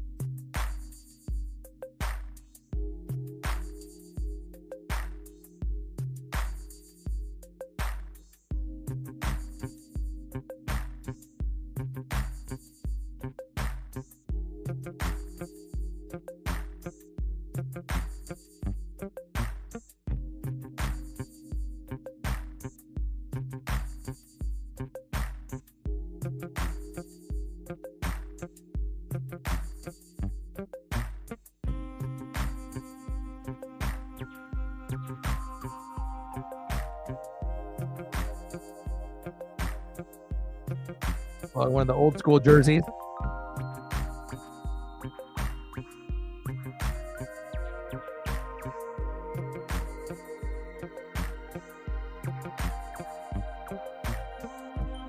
No problem.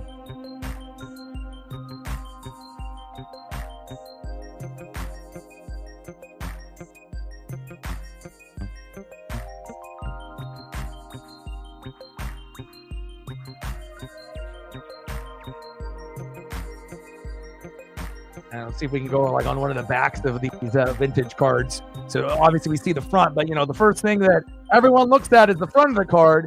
But again, for me, I always admired the front like everyone else. But as soon as I got a card, I was always looking at this side of the card. And I think that, with the, nerd in me, height, weight, where they were born, where their hometown is, looking at all of the stats, games played, goals, assists, points. I think that if I wasn't such a nerd, I wouldn't be where I am at here today on this channel. And again, being able to memorize many, many stats and many, many athletes over the years has gotten me to this point. But, very, very cool. The fronts of the cards are great, but the back of the card also tells a story. Let's go, baby. No problem. Appreciate you. Appreciate you.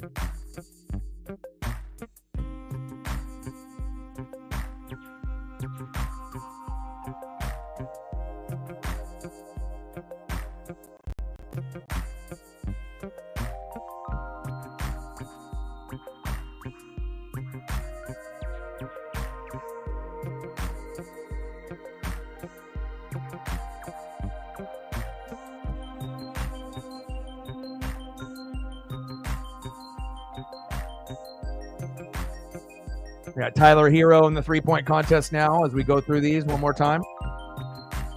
Love it, man.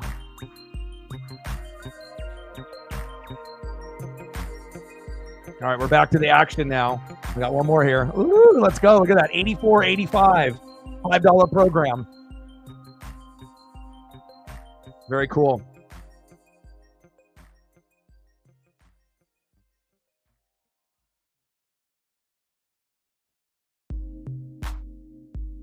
All right, second period here underway, and hopefully it lives up to the first period. I don't think we're going to see, 3 fights in 9 seconds like we did in the first period, but I'm hoping that we can get a goal apiece from Canada and USA in this period if we, if possible.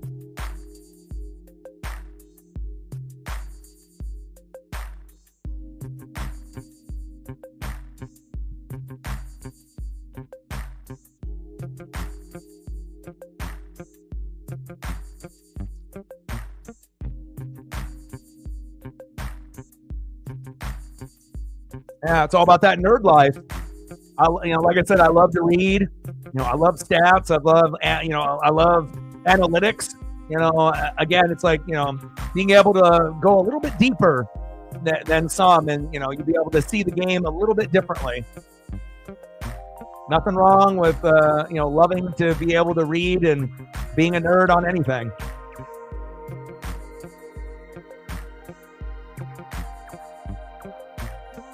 Tyler Hero just finishing up here for his turn in the three-point contest. 8 shots apiece for Team USA and Team Canada here as the second period is underway.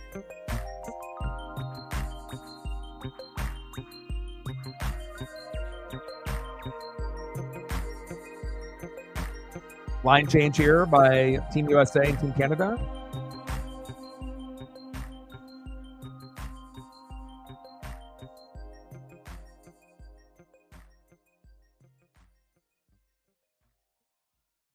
Crosby out there at age 37. I love it. Sid, nice pass by Crosby there, but deflected away by Team USA. Good save there by Team USA. Darius Garland, his turn now in the three-point contest.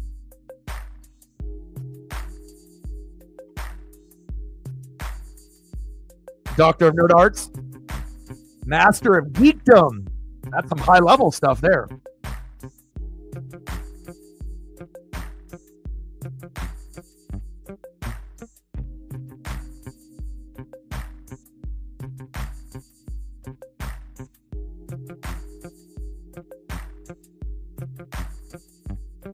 Oh, big check by Team Canada. Wow.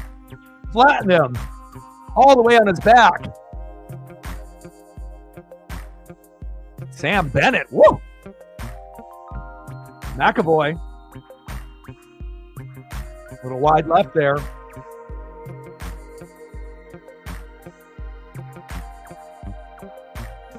Bennett. Oh, good save.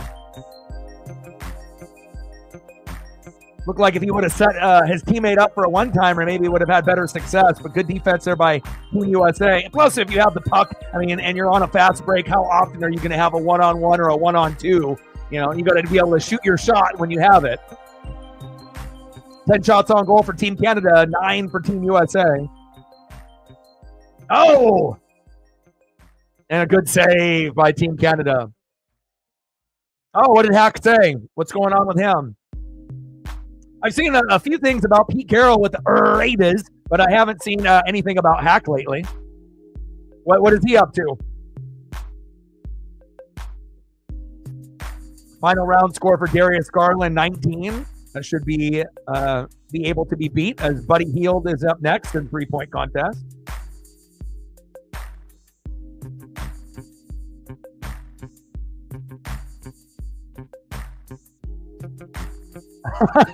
Yeah, it happens. It happens, especially if that's not something that you typically do. Different kids have different energy levels, especially if sugar is involved. Oh, what a save! 11 shots on goal. Now 12.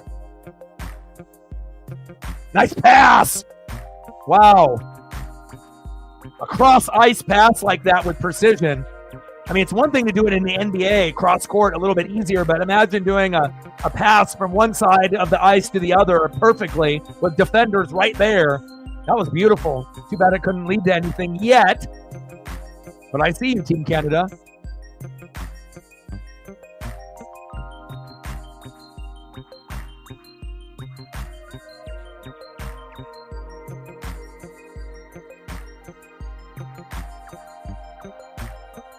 Oh, Connor McDavid, got to stay on him.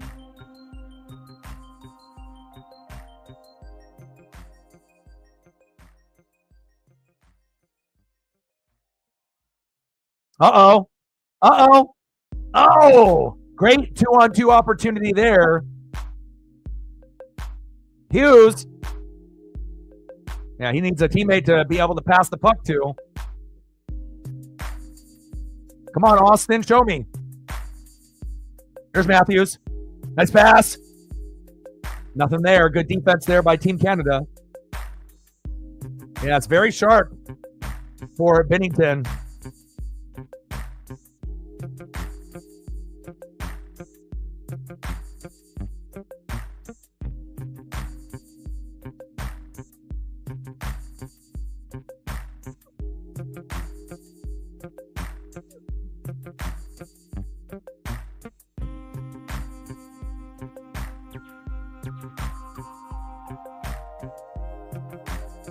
Yeah, this has been awesome, and we all owe a thanks to Megan. Obviously, once the schedule would have come out, to be able to see what events were going to be, able to be as an option for this channel. But she brought it up, weeks in advance, so that way I could kind of, do a little bit of research and see what else was going to be going on at the same time, and to be able to dive in and do, some of these matchups, prior to this USA-Canada matchup. We owe a big thanks to Megan for this recommendation. And again, I try to do a little bit of everything on the channel. And, even though we haven't done as much Kraken as I would like, it's nice to be able to have some hockey on the channel, especially when it's as good as this. This isn't just a regular matchup.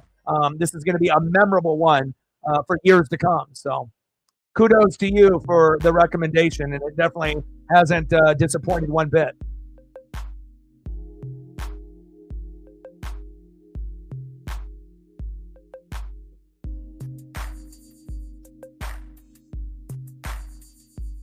And I have no regrets, obviously, doing this over NXT Vengeance Day, Xfinity Series Racing, or doing it over the NBA All-Star Saturday night that I normally do. But after watching the shit performance that the NBA put on for the Rising Stars yesterday, that was all I needed to see to decide that, yeah, I was going to watch both, but, USA, Canada, I mean, need I say more? Come on.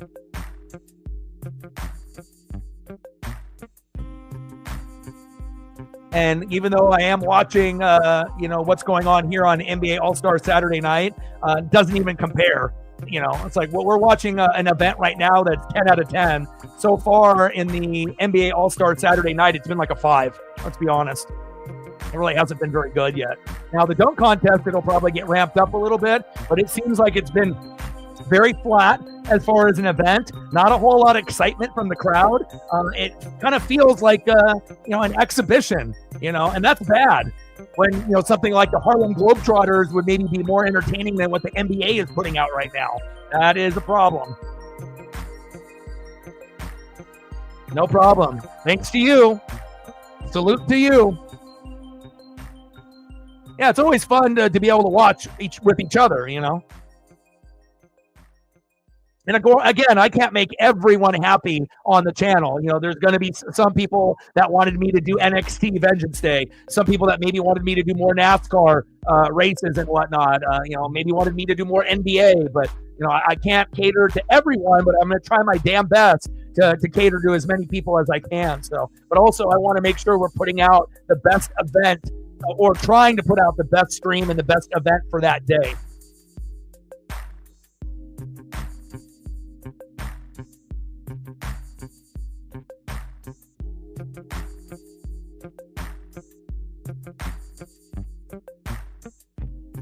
But this might go down in history as far as like NBA All-Star Weekend. This might go down as the worst one of all time this weekend for the NBA. I mean, yesterday they got an F. So far, it's not as bad as yesterday with the skills competition and the three-point contest. But, I mean, it's not like anyone's going to remember those two events.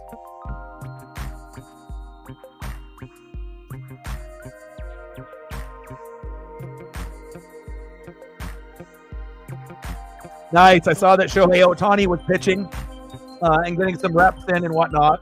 Most of his pitches were like 92 to 94 miles an hour, and they'll go up a little bit more as we get closer into the regular season, but that is awesome. Shout out to Valhalla.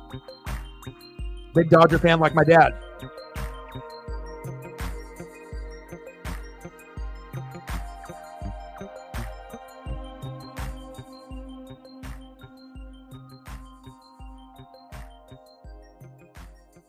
And I feel like we need the crowd to kind of get the players going again.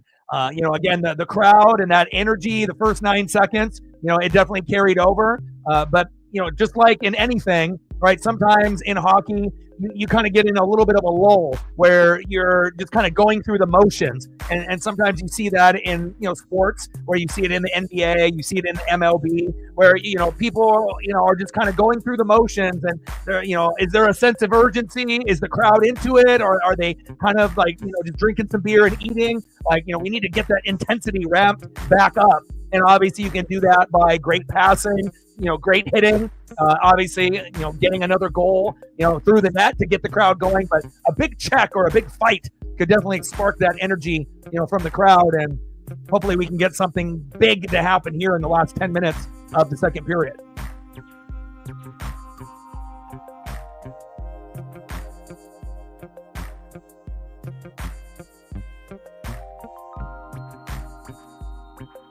I gotcha.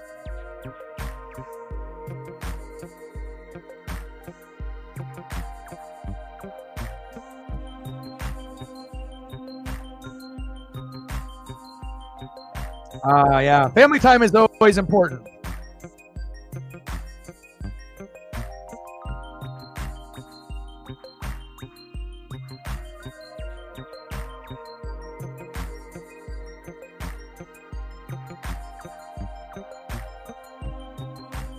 Connor McDavid, 1 shot on goal out of 4 attempts.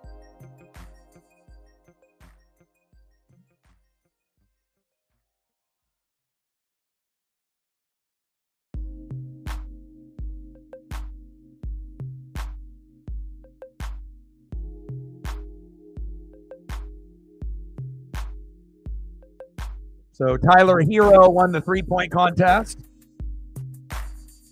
And then we obviously had Donovan Mitchell, in the Cleveland Cavs win the skills competition, but no one's going to remember either one of those things. There's going to be more people globally who are going to remember those first 3 fights in 9 seconds compared to anything that we see here. But now we have the dunk contest coming up, and that's the only thing that will slightly save NBA All-Star Saturday night, because those first 2 events were a little ho-hum, a little boring. Again, if they had better participants and a better format, maybe things would be better. But, based on what I saw with the Rising Stars yesterday, man, it was probably the worst Rising Stars I've ever seen. And again, doing these weird formats is not helping, the NBA one bit. All right, Team USA, Team Canada, let's go. Yes. Yeah, it was nice seeing Finland get the win against Sweden. Sweden is definitely, fourth out of the 4 teams in the 4 nations. Finland third, and then you can, go Canada 1, USA 2, or 1A, 1B. Especially if we're talking about Connor McDavid, Nathan McKinnon, Sidney Crosby, we can put Canada as the 1, and USA as the 2. There's no problem with that. It's not like we, have like a Wayne Gretzky type of player and Mario Lemieux on our side to match what they have. It's like we have some guys like Austin Matthews and the Tkachuk brothers and Jack Eichel, and we have some guys, but player for player, besides Austin Matthews, I don't know if anyone, Connor McDavid is better than him. Nathan McKinnon is better than Austin Matthews in most people's opinions. And even though Sidney Crosby is OG and he's a little bit older, he's got a big following. And, he's proven that he's more effective than even Austin Matthews as a younger athlete. Sidney Crosby won the MVP in the first matchup with 3 assists. So you can be the oldest person in the 4 nations face-off, first ballot Hall of Famer, Sidney Crosby. And even though he didn't score a goal, he has been very effective in the tournament so far. Now they're going over the judges in the dunk contest. Tracy McGrady is a judge. Good to see him.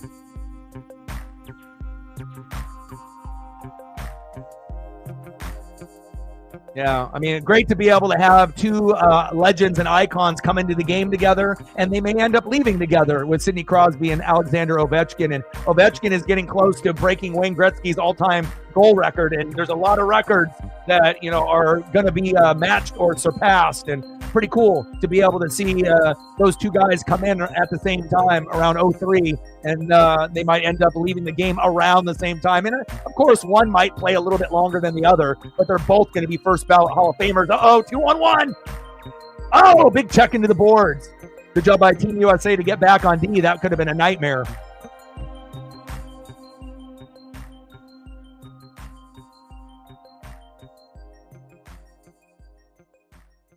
Yeah, 05, 03, around that time. Yeah, it was in the early 2000s, but I know they came in around the same time. Someone can look up to see the exact date. Because I think 03 was like LeBron around that time. So, because obviously people remember, with Dwayne Wade and Chris Bosh and the different draft class that we have had. But Ovi and Sid the Kid coming in at the same time. Yeah, 2005. So both of them came in at that same time. And the only reason I remember that, because I remember when they first came in with all the hype, I was like, man, I need to start getting some rookie cards of these guys. So anytime there's like a phenom, I always remember around that time when they came in. And it's cool to be able to have 2 guys that both panned out. And they're both different types of players, but they both panned out. And both of those guys is memorabilia. Oh my God. You would have no idea unless you end up going to eBay and taking a look at some of these graded cards of Ovi and Sid the Kid. High dollar amount, to say the least. Especially if you have stuff that has their autograph and is graded, in their rookie year, or PSA 10 or BGS 10 or 9.5.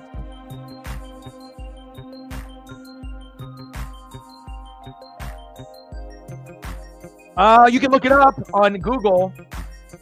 I'm pretty sure that he's still, there might have been some records that he has broken, but I'm pretty sure he hasn't broken Gretzky's yet, all-time goal record. Because I remember the last time I looked, and that was a little while ago, that he still had like 20 goals to go or something of that nature before he got to that point, like 20 to 30 to go. So someone can look that up to see where Ovi is at on his goal scoring, because there's a lot of records that Gretzky obviously holds, but I think the main one is trying to be the all-time goalie leader or points leader. I mean, there's different points leader and then goal leader, obviously two different things, but his points will obviously be assist as well. But someone can look that up and we can see how far away Ovi is, if he still has a ways to go or if he did break it.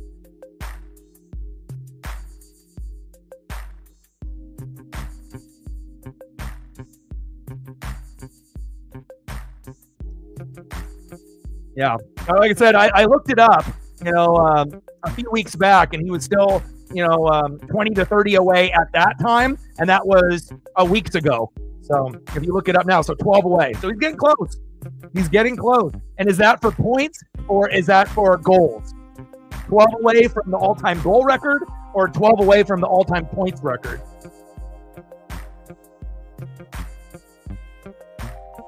I think it's goals, if I'm not mistaken, but I could be wrong. Goals, right? That's exciting. That someone in this generation is able to put up numbers like a Wayne Gretzky. That's phenomenal.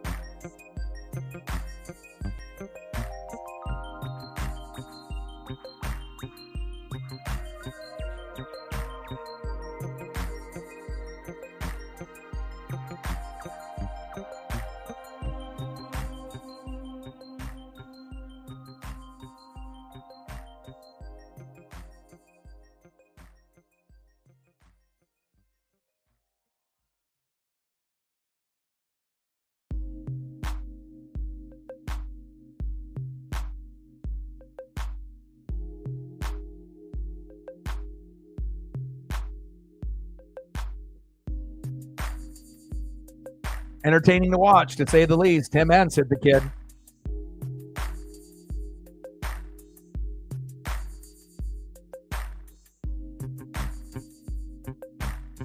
Yeah, always cool when you can have two guys linked, for their careers forever.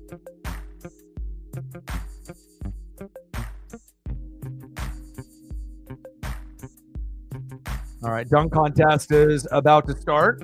And I'm not sure if there's anything that they can do in this dunk contest that's going to make this NBA All-Star Saturday night memorable. But again, yesterday it was an F. And then today it's been, on a scale of 1 to 10, it's been like a 5. I don't think anyone's going to really give a shit with, Tyler Hero winning the three-point contest has no meaning, and then having, the Cavs and Donovan Mitchell winning the skills competition. It doesn't have any aura, or vibe anymore. It's like they're doing the events, but it doesn't mean anything anymore. They took away, that passion and love when they started just putting in these scrubs in these events instead of having the best in the world participate. Sad. NBA, what did you do? Terrible. Yeah, 20 years for Crosby and Ovi. Time flies, man, even with LeBron coming in 03. It's like, Chris Bosh ain't playing anymore. Dwayne Wade isn't playing anymore. Carmelo Anthony isn't playing anymore. Darko Milicic, remember that guy for the Pistons? Man, Pistons really fucked up. They could have had Dwayne Wade, Chris Bosh, but they went Milicic. But it shows you some teams know what they're doing and others do not. But LeBron's still playing like one of the best players in the NBA. But again, if you spend, $5 to $10 million on your body, every year with different devices for your body, like those chambers to be able to get your body right, and different type of private cooks, and the different diet and whatnot. I mean, and obviously LeBron is incredibly gifted, based off his genetics, just that alone. But he's got enough money to be able to do all the little extra things to extend his NBA playing term for sure. But pretty soon, we're not going to have any LeBron, any Sidney Crosby, or Ovechkin. That's going to be a sad day. 17 shots on goal for Team USA, 12 for Team Canada. And again, we're kind of just going through the motions here. Both teams are, are, definitely putting in effort, but they had so much energy that they gave off in that first period. There's definitely got to be a little bit of fatigue for some of the guys out there, and the adrenaline maybe ran out a little bit. But again, we should get some more goals here shortly.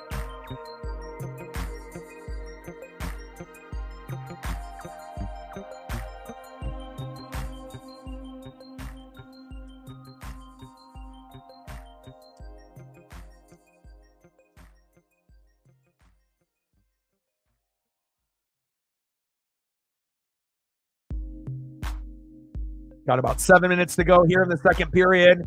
Knotted up at one of the most memorable first periods in NHL Four Nations face-off history. Now we need to get that energy back up, and hopefully we can get some late goals here in the second period. And if we don't get any goals, hopefully we can get a little goal party started in the third period in the very beginning. I would love to be able to see this end up, 4-3 or 3-2. If possible. But defense has been very good for both Team USA and Team Canada here in the second period.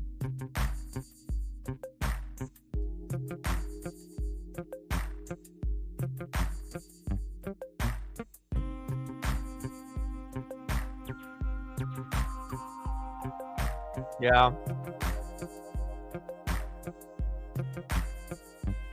And for me, I don't buy Blazer tickets. I have friends that will invite me, and I just go for free and whatnot. But,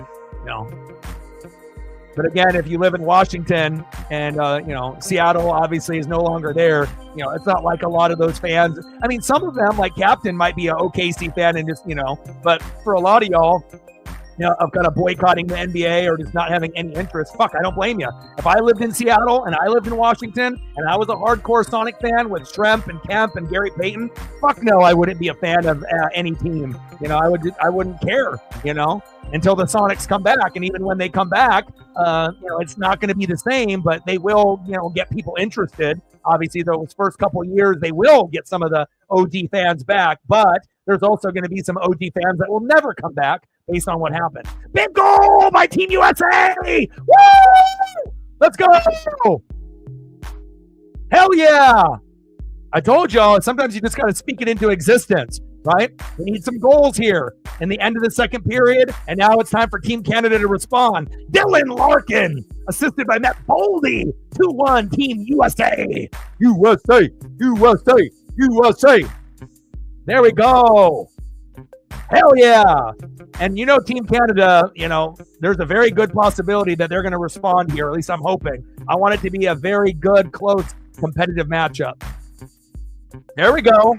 Because again, they were just kind of playing great defense, not as much fighting. Adrenaline kind of ran out a little bit, and then, you got to be able to go through those motions, but then settle in. And nice for Dylan Larkin with that amazing pass to be able to get that in net. 2-1 Team USA, baby.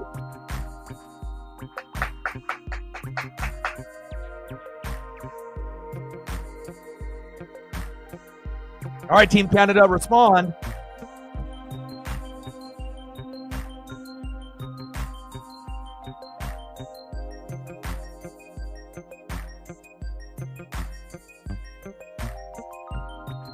Yeah, Marchand, got to get out there.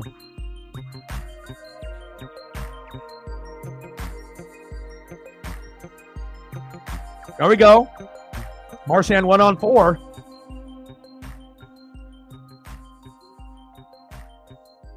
Larkin from Boldy.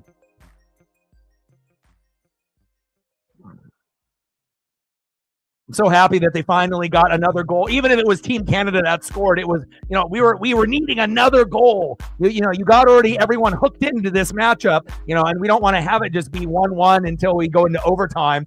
We want to make sure that if it's possible that we can get, as many goals as possible to, keep the energy, going on that high level. And USA responds. Now the Team Canada's got 5:43 left in the second period to tie it up. Otherwise, the USA may try to get another goal here and to see if they go up 3-1. Because if USA goes up 3-1, I'm not saying it's over, because it's not, but it definitely would put a hell of a lot more pressure on Team Canada in the third period.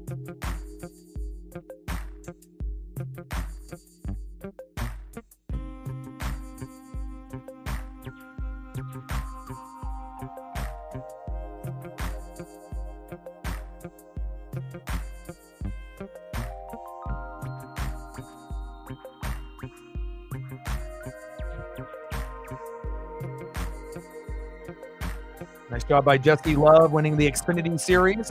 The individual in the trucks ended up getting his win taken away after failing inspection, which is terrible and whatnot. But I was watching the trucks, and normally I don't watch the trucks that often, every, here and there.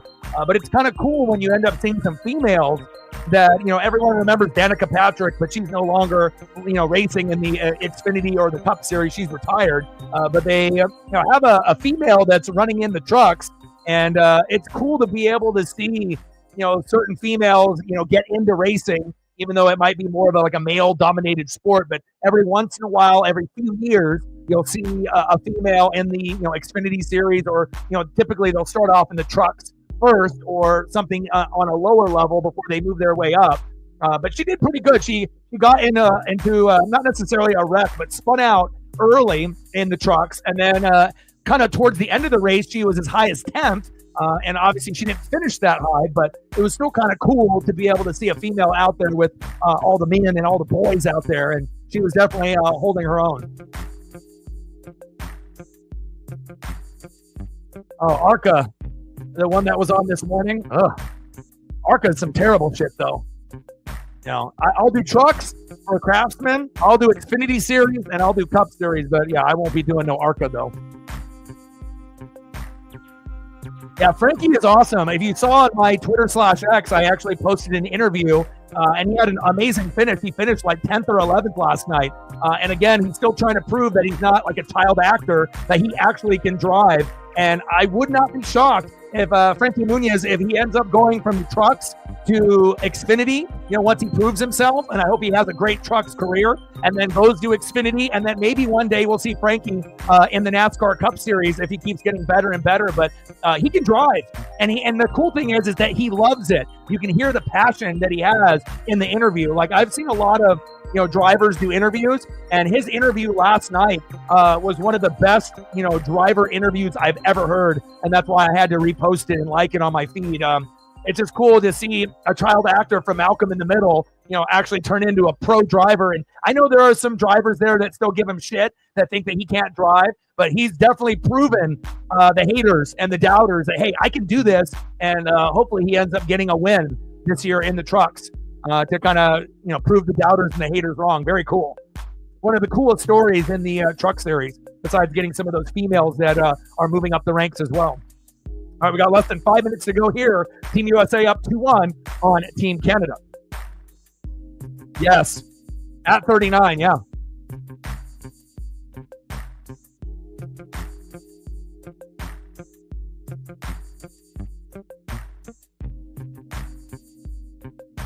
But Frankie can drive, man.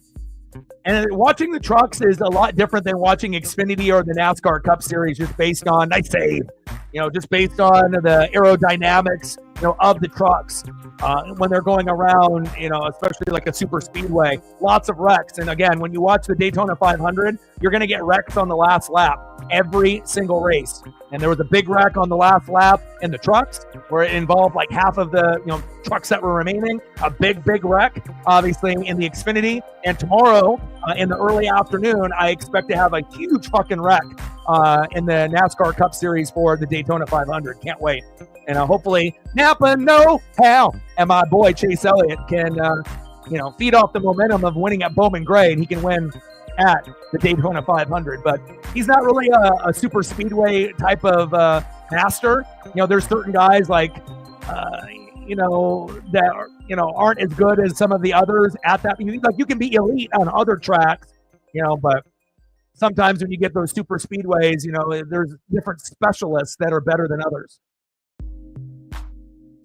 Like, I wouldn't assume that Chase or Kyle Larson will win tomorrow, but you never know. 17 shots on goal for Team Canada, 18 for Team USA. And the aggressiveness has been a little bit dialed back for both teams here in the second period. Like I said, I think they really gave a lot of their energy and effort in that first period, especially with all the fighting and the crowd getting into it. And again, we need to be able to see that surge of excitement again, and hopefully we get that in the third period. But also, Canada being down 2-1, the crowd is a little flat right now. They need the crowd to start getting loud to give them some extra juice and extra Uncle Mo to get this tied up. Yes, McDowell is a great super speedway driver, and he's won a Daytona 500. So, I would put Chase, as maybe one of the top 7, but he's definitely not the favorite. It's just sometimes you just got to hang back and hope that you don't get in that big wreck late and you can find a way. But great start for Chase Elliott winning at Bowman Gray, and I'm hoping he can pull a miracle off tomorrow.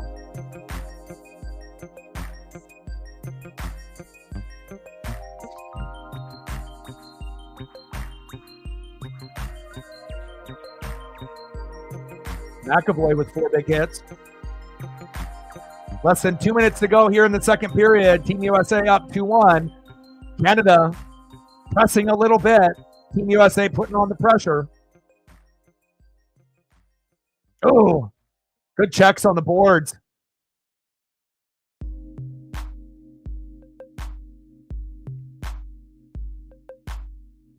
And then we're going to be going to Boston. Obviously, it's going to go to America here in the next matchup. So,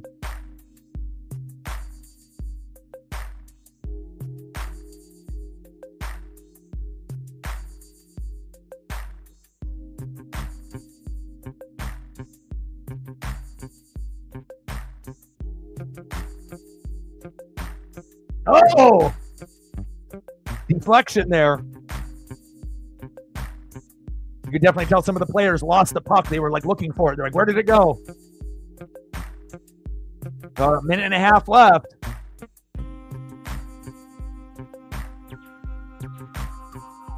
Ralph Macchio. Speaking of Ralph, Cobra Kai. It just dropped a couple days ago. As soon as it dropped, I watched the last 5 episodes of the entire show, and it's emotional. There will be moments where you will tear up and you will cry. If you are a fan of the Karate Kid, if you are a fan of Cobra Kai, they did a very good job with those last 5 episodes to end the show. Definitely enjoyed Cobra Kai from beginning to end. There definitely was some little cheesy parts, in it, with some of the fight scenes with the kids that were, maybe a little, too over choreographed and, not realistic and whatnot. But, for a karate tournament and overall, they did a pretty good job of representing the Karate Kid and Cobra Kai. Johnny Lawrence, baby. And it's cool to be able to see Johnny in that light, instead of just being this evil villain, everyone thinking, this guy's just the supreme dickhead guy. Johnny Lawrence is fucking dope. His personality, he's not like everyone else. He's a little brash. He's a little aggressive. He's a little edgy, but that's what makes him so cool. But also you get to see kind of the loving side of a guy that has been hurt, of being this kind of asshole guy that's been edgy and then you get to see kind of the vulnerability and the soft side of Johnny Lawrence too. And being a good role model. End of the second period, Team USA 2, Team Canada 1.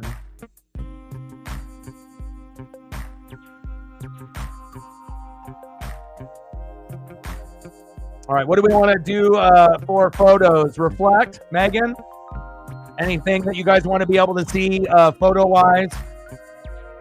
Let me know.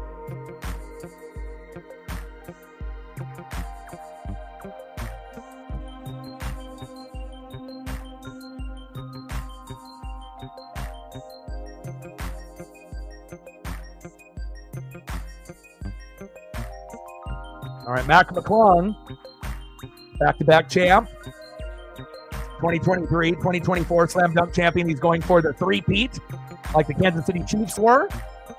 They fell short to the Philadelphia Eagles. Will Mac McClung fall short like Kansas City, or will he be able to go back-to-back-to-back? I mean, it's not like they have a lot of competition for him in this Slam Dunk contest.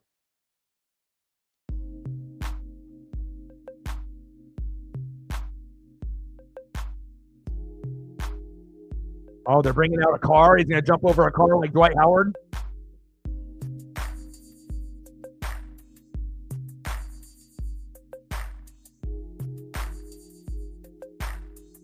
Yeah, I talked to her last night. She said there's a snowstorm coming out there.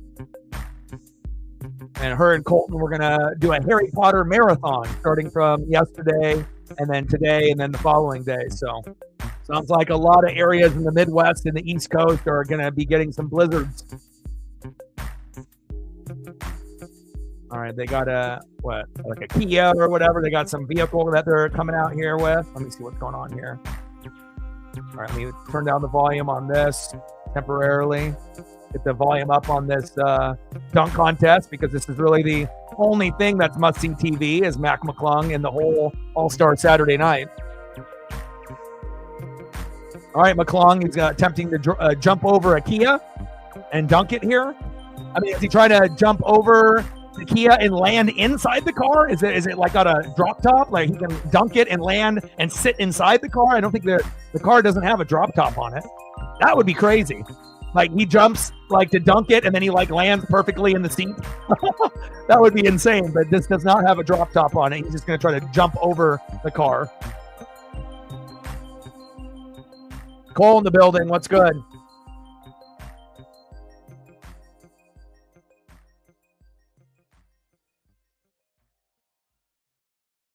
Yeah, I can throw a couple up.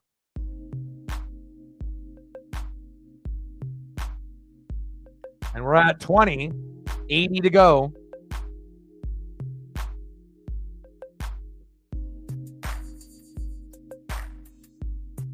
All right, what's McClung going to do here?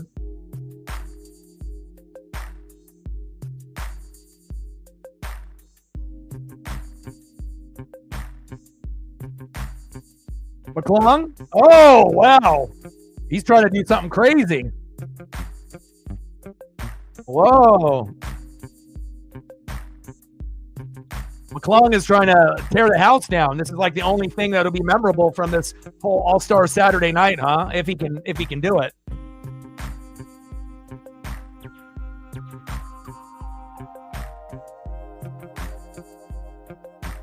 All right, I'll get a couple more photos up, but this is like literally the only thing that's must-see TV in the NBA. Oh! Oh my God! Wow! Now that was amazing. Okay. Wow.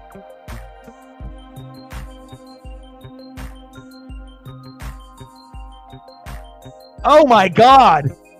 To go over the car, leap over the player, right? Have the ball all the way down almost by your knees and to be able to throw the reverse dunk, and he made it. Wow. Holy moly. That was pretty cool. That was pretty cool. Oh my God. The only cool thing from NBA All-Star Saturday night, Mac McClung. And that's been kind of the case the last 2 years when he's won the dunk contest. But again, Giannis and everyone on the bench is going crazy. Yeah, I mean, of course, you can't expect him to land on his feet when you're trying to jump over a car and do a dunk like that. But again, you know, NBA All-Star Weekend has been a little bit of a letdown, and that's definitely a 50 across the board, which it should be, jumping over a car, doing a dunk like that.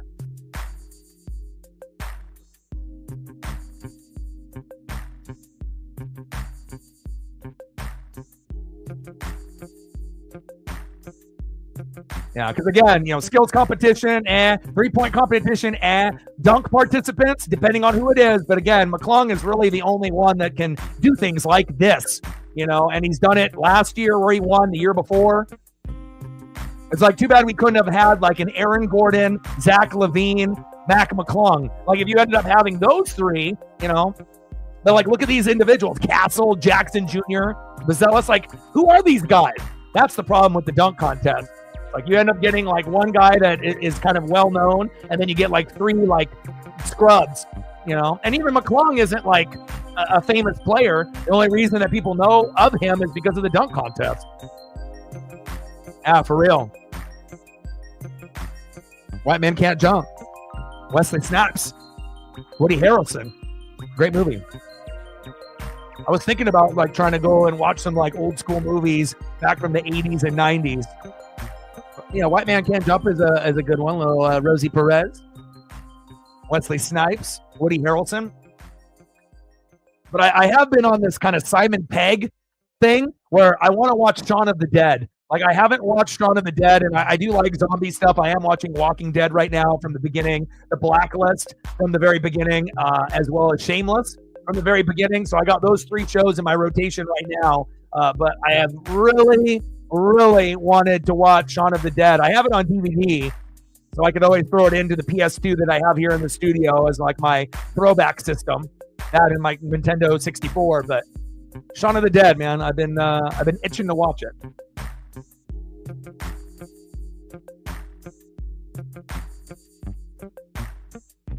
$14.3. Holy cow! Me and Reflect in Oregon and Washington got 1 to 3 inches, and then it disappeared already. 14.3. Stay safe out there, brother.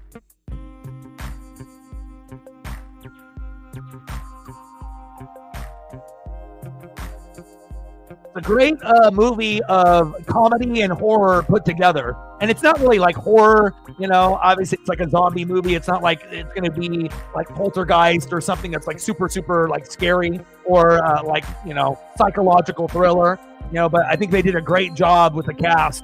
And again, it's like one of those movies that, you know, was good enough for me to buy on DVD back in the day. And I have a big booklet here of DVDs and old school PS2 games that I might need to jump into at some point. But again, it's like you don't really see Shaun of the Dead on a lot of the streaming platforms. At least if it's on there, it's not like advertised as like an option to select, you know, on a lot of the main menus. So even if that means I have to watch it on DVD, I might have to. Yeah, that's an incredible amount of snow. That's wild. Reflect, any other photos that you want to do? I'm going to throw up a couple more hacks here for Megan. And then if there's anything else you want to see, some like throwback hockey player, I can see if I can find any old school cards or anything of that nature, but you let me know.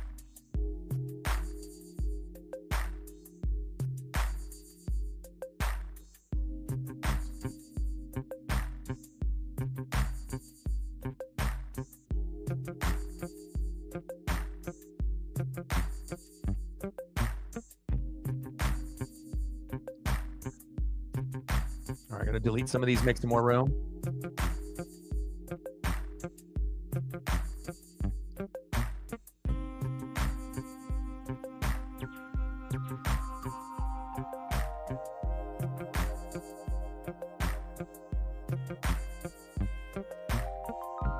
Oh yeah, Days of Thunder is fantastic. Absolutely.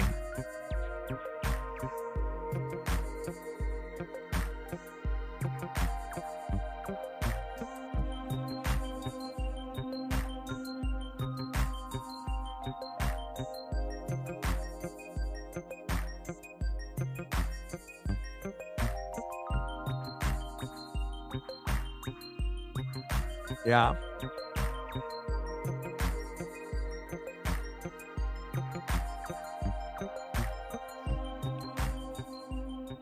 Yeah, but when I get invested in a show, it's hard for me to walk away. It's like once I tap into like the Blacklist with Raymond Reddington, you know, it's easy for me to sit there and watch like 3, 4, 5, 6 episodes in a row and not want to flip over to Shameless or flip over to The Walking Dead. It just kind of depends on my mood, you know. Do I want to watch some FBI, you know, crazy crimes and killers? You know, do I want to watch The Walking Dead, you know, the end of the world type of scenario with the zombies and the graphic, you know, Rick Grimes and Michonne type of style, you know, or do I want to watch something that's more, you know, kind of like Hard Knock Life, reality shit in Chicago with Shameless? Like, it really kind of just depends on my vibe and what time of day it is.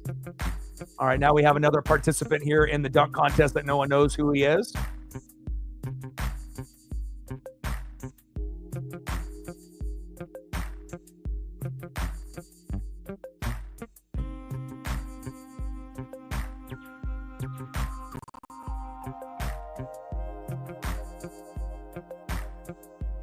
Yeah, the finish was very lackluster there. Off the backboard, he's got long arms and long legs here for the Bulls, but the finish, he barely got that dunk to go in. Yeah, I just watched the latest episode from SVU. I finished that this morning.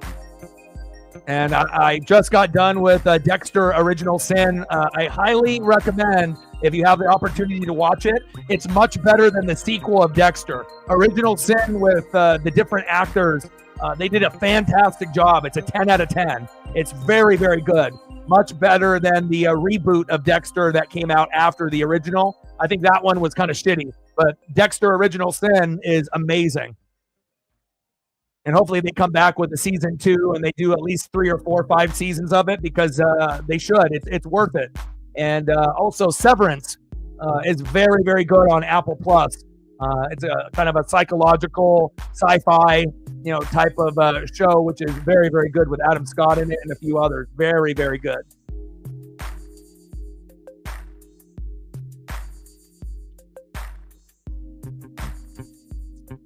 Andre Jackson Jr.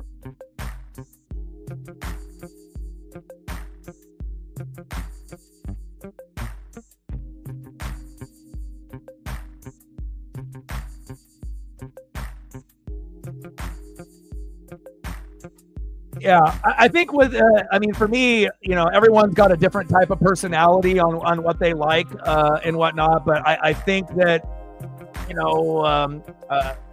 it just kind of depends on, if you have a connection to it, based on the procedure is done, and, they're trying to figure out what's going on, based off the procedure that they had done at this particular company and whatnot. But I like kind of the sci-fi, mysterious twistedness of shows. But that one is very, very good on Apple TV Plus. I like it, and I think it's very good. It's one of the best ones that they have. And then also, what else is good on there?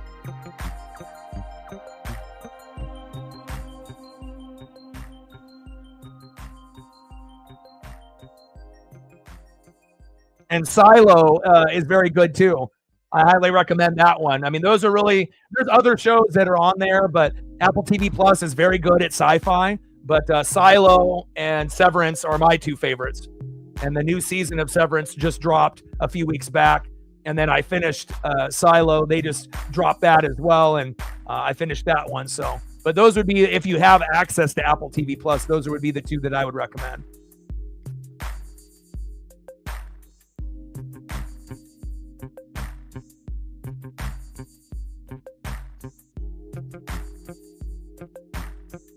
But again, everyone's got different personalities on, what type of shows that they like and whatnot. So it's not going to apply to everyone. But again, I feel I'm pretty open-minded, based on shows. I definitely will give certain shows, I normally I'm not going to go in just based on a specific actor or actress. Usually I'll give anything a shot, and it just depends if you have a connection to it or not. Also watching X-Files from the very beginning. Love David Duchovny and Gillian Anderson. And again, amazing show that still is relevant even to this day. Fantastic. And I still got a ways to go. I think I'm on like season 6 or something of the X-Files. And I think Duchovny leaves at like season 7. Oh! Castle with the Dunk. And then he ended up taking a couple of years off and then starting Californication, which might be another show that I might end up watching.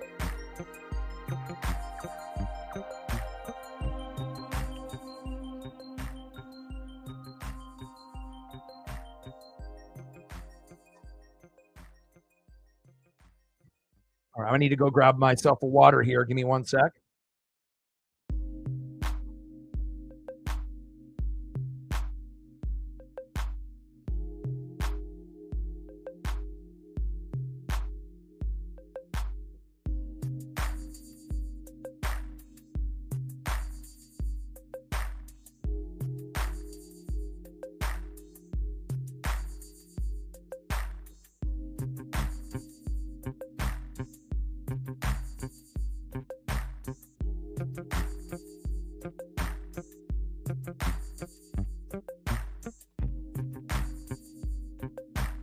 Oh, ice cold water, undefeated.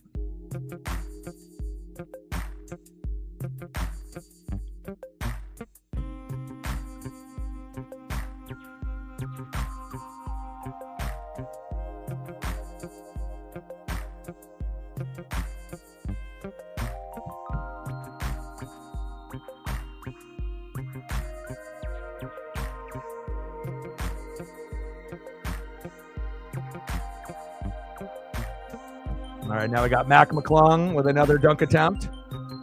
Oh my God! Just being a little short Caucasian basketball player to hop and have a vert like that, and with the power of his dunks, Barry Bonds and all of the other celebrities and former players. I mean, it's not even close. McClung is on a whole nother level compared to these other competitors. He's going to end up winning this contest again. His hang time is ridiculous. His head almost hit the fucking rim. What great vertical by Mac McClung. He's going to three-peat, something the Chiefs couldn't do. Wow. And it's the finish with authority with his dunks, too. Hang time, style, finesse, and then the throwdown with some power, too. Nice job by Mac.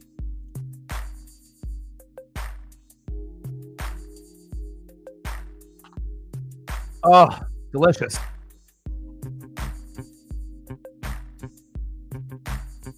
All right, we're about to get into the third period. 18 shots on goal, dead even. Shot attempts, 43 by USA, 32 for Canada. Scoring chances, 11 for Canada, 9 for USA. Hits, 27-22. And Mac McClung just throwing up 50s like it's no big thing. Yeah, he's not even in the NBA. He's G League.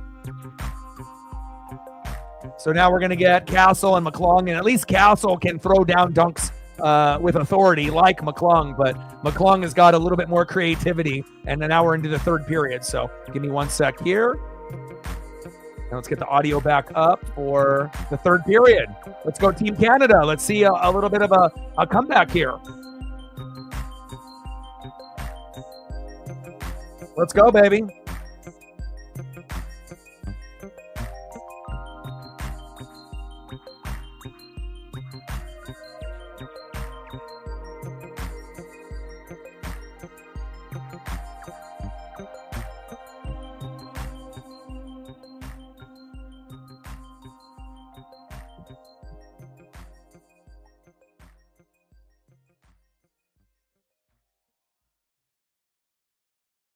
I can't wait for Stranger Things. Super excited about that.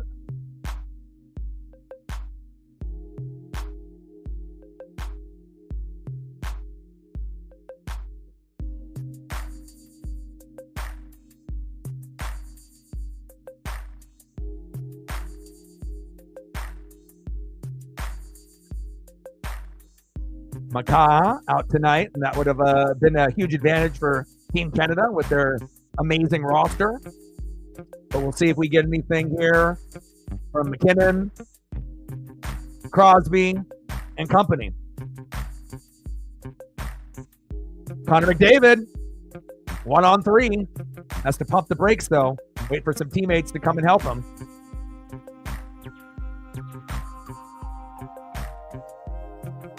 Pass poked away from Crosby. McKinnon. Great sidestep. And I can't wait for the Daytona 500 tomorrow. Just a little early at being at 10:30. I'll probably have to make a thumbnail here tonight, but we'll stream tomorrow from 10:30 until probably about 2:32. Around that time period, it'll be about 3.5 to 4 hours, depending on cautions and rain delays. And then depending on how that ends up, then we may end up doing the NBA All-Star Game. And then we also have another matchup. Obviously, well, that will be on Monday for Sweden and USA, not tomorrow. So I don't have to worry about that. So Sweden, USA at 5 o'clock on Monday night. We probably will end up doing that for a stream. So Daytona 500 at 10:30 a.m. and then the NBA All-Star Game at 5, as long as I have energy to do it.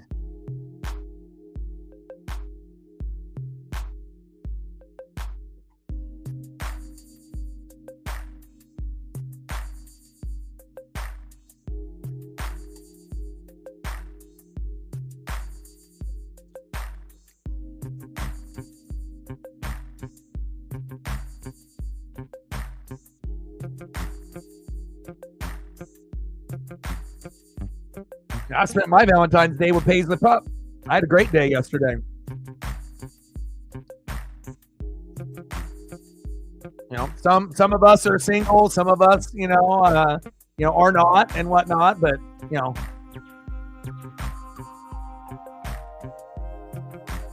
I think kind of with Valentine's Day is kind of what you make of it, you know.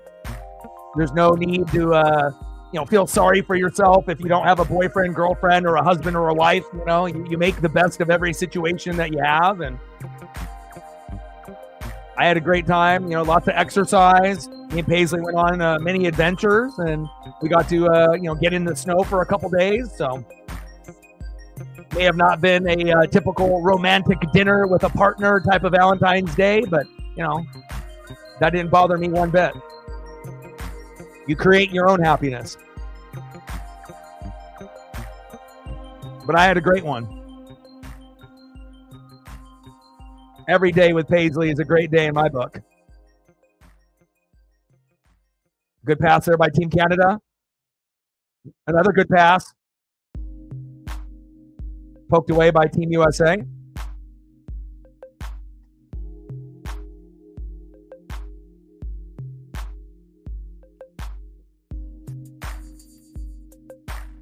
Yeah, I think most of the people that I talk to, not everyone, everyone is single, but, a good chunk of people that I know are, single, and, they ended up just spending it with family or with their pets. And, there's nothing wrong with that.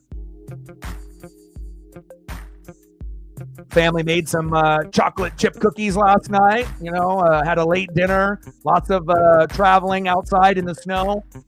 It was fun. Because I already knew there was going to be a lot of events, NXT Vengeance Day, Xfinity, NASCAR, obviously race today. And then you got this and the dunk contest and Team USA, Team Canada. So I already knew it was going to be a jam-packed day after Valentine's Day.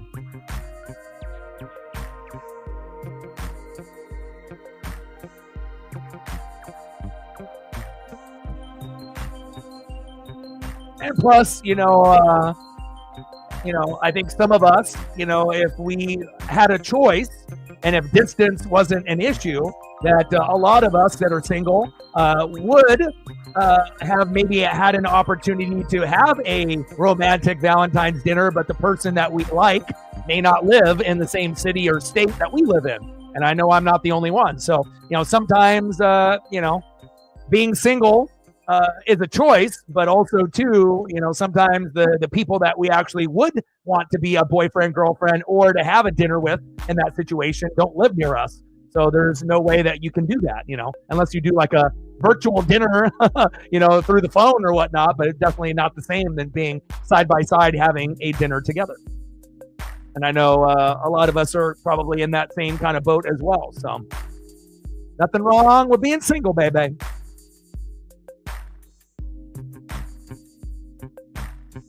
16 minutes left here in the third period. 2-1 Team USA.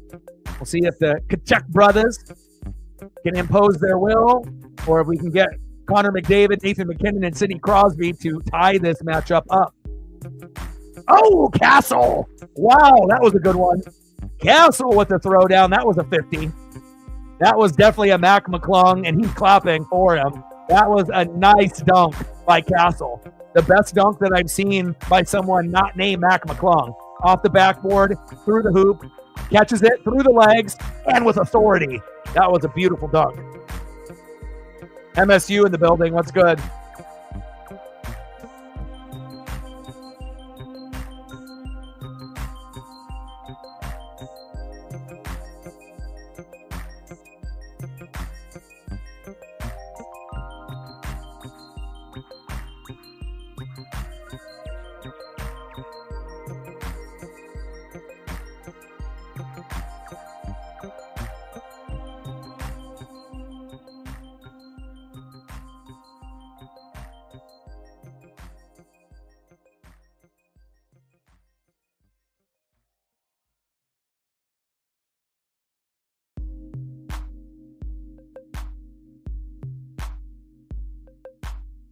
Yeah, but I know with a lot of the snow that we had here in the Pacific Northwest, even if there were people that wanted to go out to dinner, a lot of people didn't, just because of the snow and everything that was going on in the last couple of days anyway. So, I don't know. Sometimes Valentine's Day is a little overrated.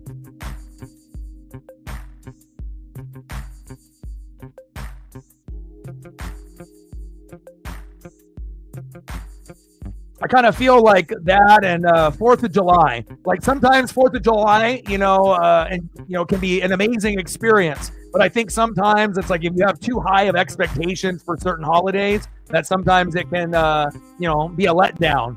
And I feel like a lot of my 4th of Julys haven't really been that great. But last year, I went with my best friend Justin to see the Mariners and the Orioles, and that was awesome. That was actually one of my best 4th of July experiences, and we didn't even do the fireworks. So obviously fireworks were later on that night, but by the time that we got back, for driving, 6-7 hours in one day, at that point we both just want to hang out with our dogs and, ooh, McClung with another throwdown. Woo! Oh my. McClung, Mac. Oh my.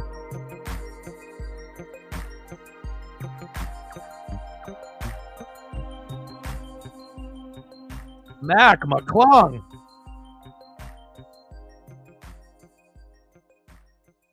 Double dunk by McClung. Woo! Less than 14 minutes to go. 2-1, Team USA. Oh, good save.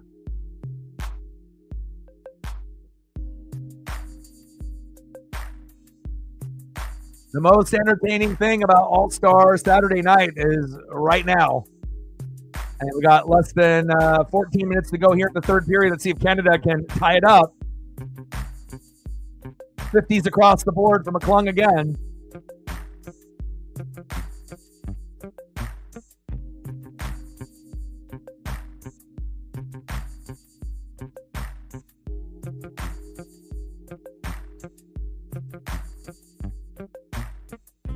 Double dunk by McClung.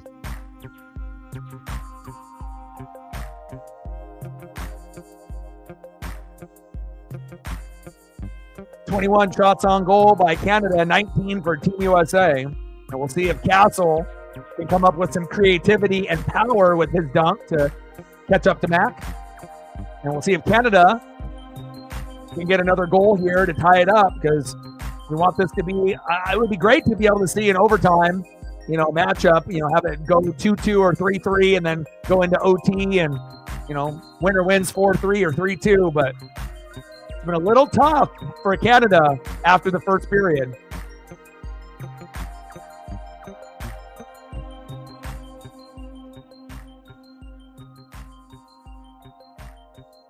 He said, "Me, myself, and I."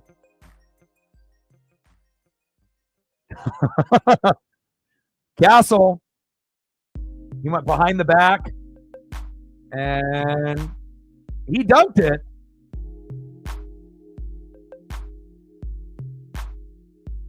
Difficult dunk there by Castle. He definitely has some good hops himself. Not sure if he's going to get a 50 on that dunk, though. That one might end up being a couple 9s on there. Oh, they gave him straight 50s. Wow. The judges are being very generous today between these last two participants, between Castle and McClung.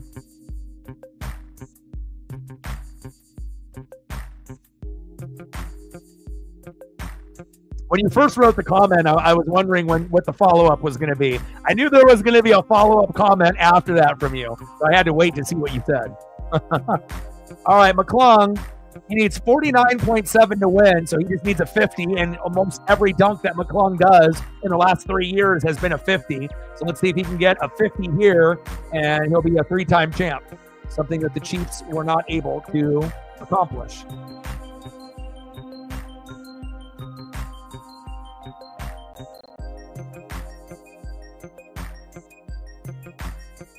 Oh, what has he got going on here?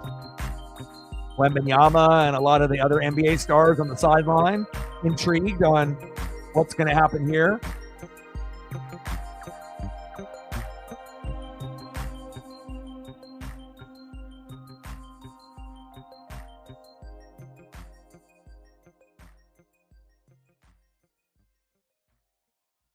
All right, we're getting down here to the nitty-gritty. Last dunk here for Mac McClung. He ends up getting a 50.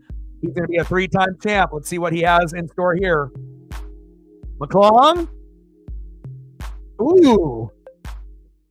I'm not sure if that'll be a 50, though. I got to see a replay of that.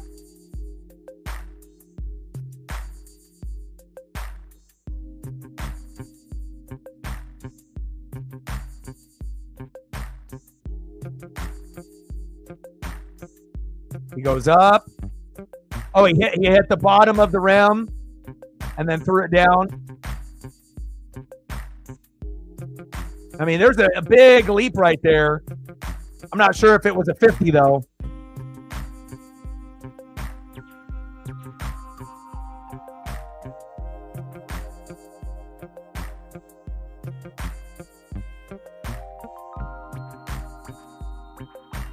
That one might not get him the championship. There might be some nines in there. Let's see. 50, 50, 50. Oh, he does. And McClung, 3-time champ. McClung is the slam dunk champion of 2025. I'm not sure if that last dunk was a 50 compared to some of the others that he had, but they gave it to him. All right, now I can turn that off. All right, here we go. Team USA, Team Canada, baby.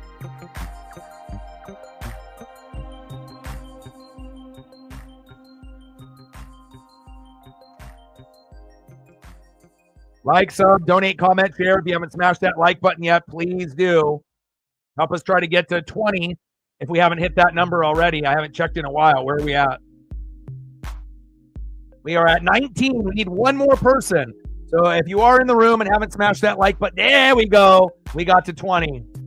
Thank you, guys. Appreciate you. And I believe we're at 20 on the dono train as well. 80 to go.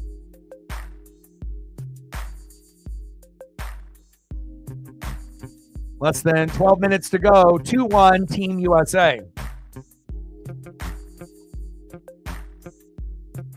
Appreciate you.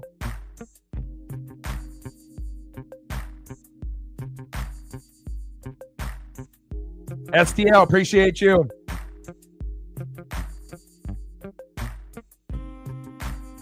I'm going to have to wake up super early tomorrow for the Daytona 500, but I'm ready.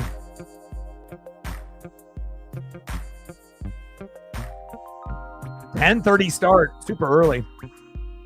Obviously not so early if you live in the Midwest or the East Coast, where it'd be like, what, 12:30 or 1:30, but I'm not going to, I mean, if I watch the full trucks and the full Xfinity, there's no way in hell I'm missing the Cup Series. Oh, getting chippy again. And maybe this is what Team Canada needs, you know, a couple punches, a little bit of a fight, you know, to kind of get the crowd into it. So that way they can tie this matchup up. Because if the crowd doesn't get into it, Team USA is going to win this. Like, they're going to need some Uncle Mo and some momentum. And, you know, they've been at a little bit of a stalemate here in the last period or so.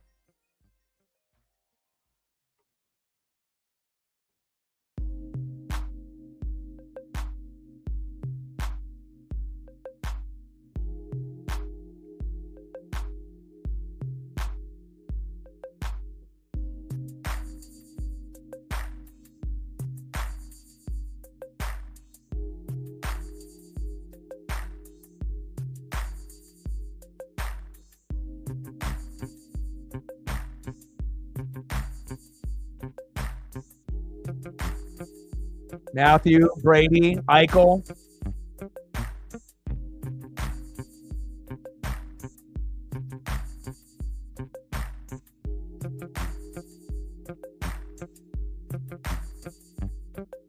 Yeah, 9 years since we've had this matchup, USA and Canada, and the four nations face off. Lots on the line. Country pride, player pride, team pride. But anytime you're representing your country, it just goes to a whole nother level. 20 shots on goal apiece. Yeah, much better than the NBA All-Star Saturday. You know, and honestly, if I didn't do this, I would have done NXT Vengeance Day, because I think that was the second best thing overall. Obviously, Xfinity Series, not enough people watch. You know, and again, I think that it was either going to be this or that. But since the Vengeance Day was on a little early, this was the only real answer. Oh, big hit. There we go. That got the crowd going. And that's icing.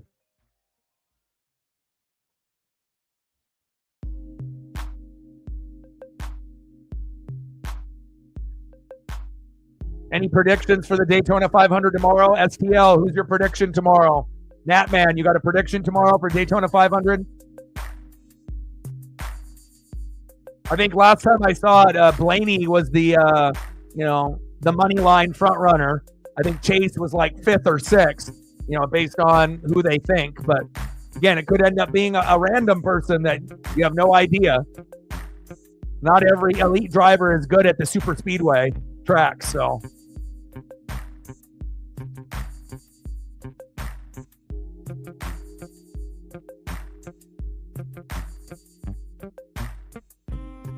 Less than 10 minutes to go here in the third period, and it's been a good one. Team USA up 2-1, but we're just waiting for Team Canada to get going. I mean, look at the players they have. Sidney Crosby, right? Nathan McKinnon, Connor McDavid. I mean, these are first ballot NHL Hall of Famers, 3 of them. But Team USA's defense has been pretty stifling.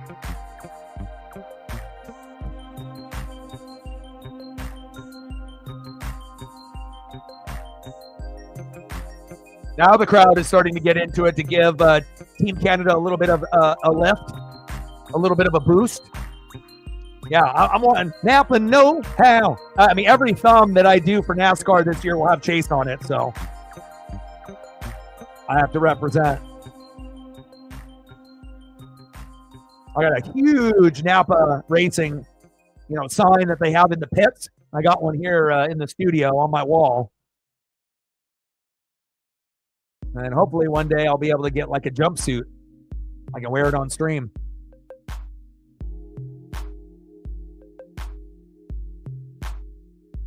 Haven't heard Matthew's name too much here in this matchup. Come on, Austin.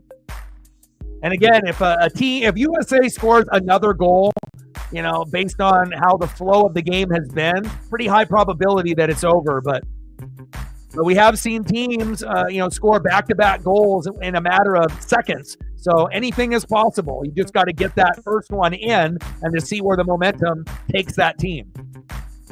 Like, it's very possible Canada scores 2 goals here in the last 8 minutes and they win 3-2. But it's been pretty good defense for Team USA up to this point. Crowd has not been a factor in the third period. I hear Paisley out the door here. Hold on, Paisley.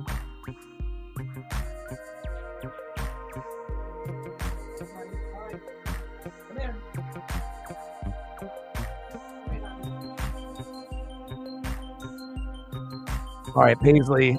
Paisley is in the building. My favorite pup. The best thing that's ever happened to me in my life. Paisley pup. Changed my life forever. 7 minutes to go here in the third period. I'm actually really shocked on how disciplined Team USA has been and how good their defense has been against a lot of these Hall of Famers they're going against. It's not just, guys that are pretty good. We're talking about guys that are on the Sidney Crosby, Ovechkin level, where they're going to be first ballot Hall of Fame like McKinnon and Connor McDavid. I mean, these guys are ridiculously good at hockey. Facts. Canada crowd is getting a little restless. Yeah, I think so. I think some of them got gassed after that first period, where they, had all that emotion, 3 fights in the first 9 seconds. The crowd's going crazy. We're going crazy at home. And then in the second period, I think that some of the, players got a little fatigued, so much emotion exerted, and then kind of going through the motions. Team USA finally got a goal towards the end of that second period. And, it's not like Team Canada hasn't had good shots on goal, but it's definitely been a little bit of a challenge here for them. And Team USA's defense has been a little bit better than expected in the last period and a half. But they still got 7 minutes to go here for Team Canada to tie it up.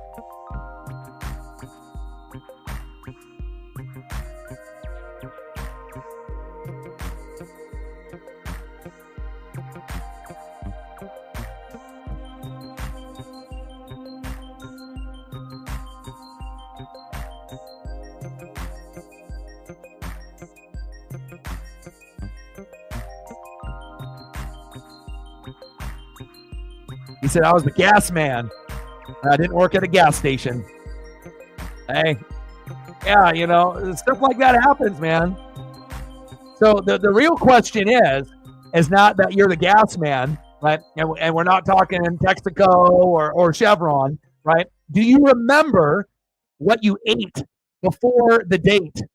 Did you have like nachos? Did you have a chili dog? Did you have burgers? What did you have that turned you in and transformed, reflect into the gas man? Do you remember? I imagine you do.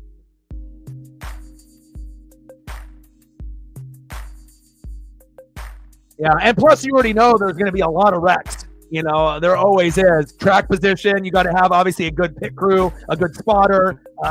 Again, you have to have good stops. Sometimes it's a little bit of luck at the Daytona 500, especially if you ended up watching the trucks as well as the Xfinity Series. There's a little bit of luck involved as well in strategy, when to pit. And then depending on how many cautions and wrecks come out, if you pit too early, that could be the end of you. If you pit too late, that could be the end of you as well. And then also, if you get caught up in the wreck in the last, 10, 15 laps, that could be obviously the end of you as well. So,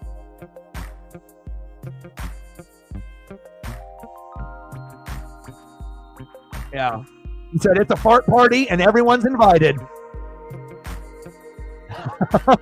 I think all of us have had something kind of similar to that at one point or another. We've all been the gas man at some point or another. Crosby on the boards there.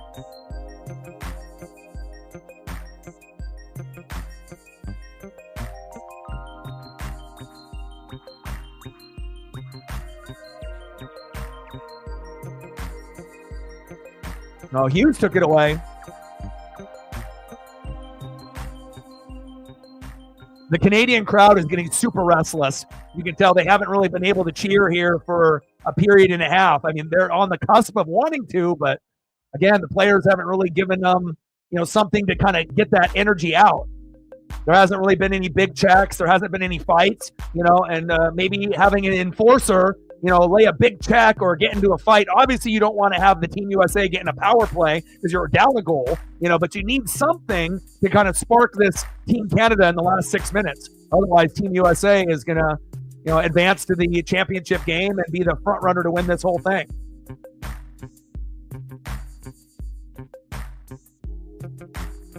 Could have been a nervous fart party. Could have been food fart party. Fart parties can come out at any time. Everyone's invited. Less than 5 minutes to go here. Good save.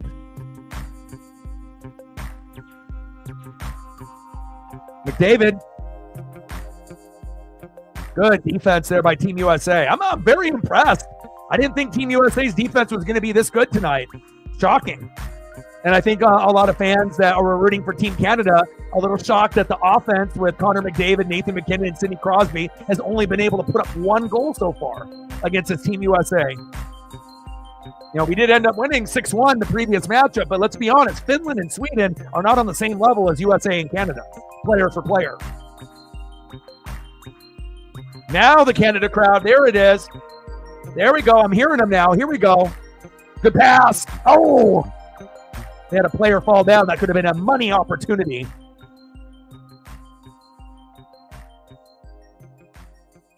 Line change there. Boldy is out. Also, Team USA hasn't had any critical penalties to put Team Canada in the power play to give them that extra chance, to have an advantage 4-on-3 or 5-on-4. So,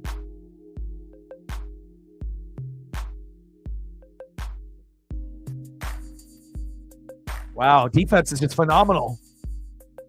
And the USA will clinch a spot in the championship with a win in regulation.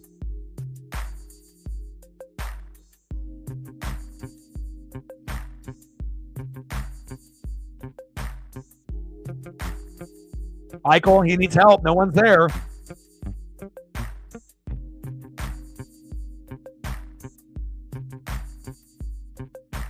Good defense by both teams. Here we go. Here's Canada. And then, right into the boards. As soon as, Team Canada has any, glimmer of getting, something going, it gets poked away. Big check on the boards. They get smothered. It's like maybe they need a power play to take advantage. And they haven't had any opportunities in that second period or third period, really, to have that one-man advantage. Disciplined defense by Team USA. Fucking another poke away.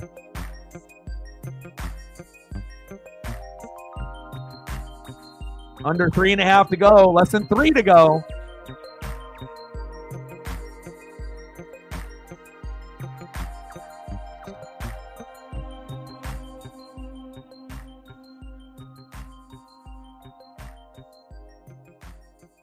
That's what it says on the broadcast if you're watching. I'm just anytime you hear me saying something, it's usually something that these people are saying on the broadcast themselves, and a graphic came up on the screen. So they said if the USA wins in regulation, they advance to the championship based on the points that they've had up to this. So I'm just relaying what the announcers are saying, and that's what they said. Reflect with a tenor. Stacks on stacks, racks on racks, little Cactus Jack, bang, bang. $10 holla. Unless the announcers are lying to everyone on national TV, but I highly doubt it. Appreciate you, Reflect. Anything you want to see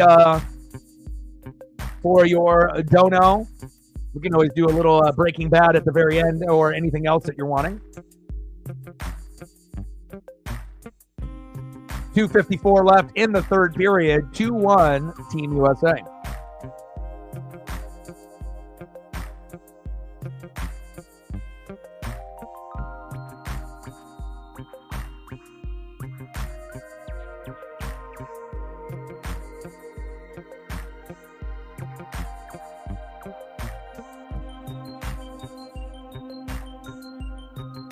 Yeah, well, they put up a graphic on the screen and the announcer said it, so we'll see. We'll see who's right. But that's what they said. If Team USA wins in regulation, they advance to the championship game. And I highly doubt that the announcers would put up a graphic on the screen and be saying that if they were wrong. I mean, if anyone is going to know, it's going to be the people that are calling the game right now.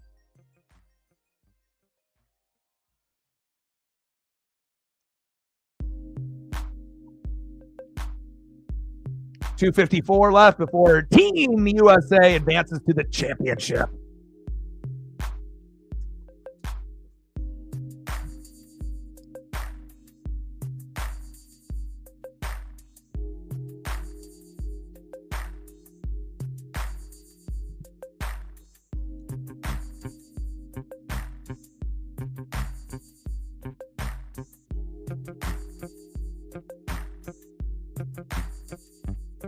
Three points for Team USA, 2 for Team Canada. And obviously we know this is, based on a certain point scale.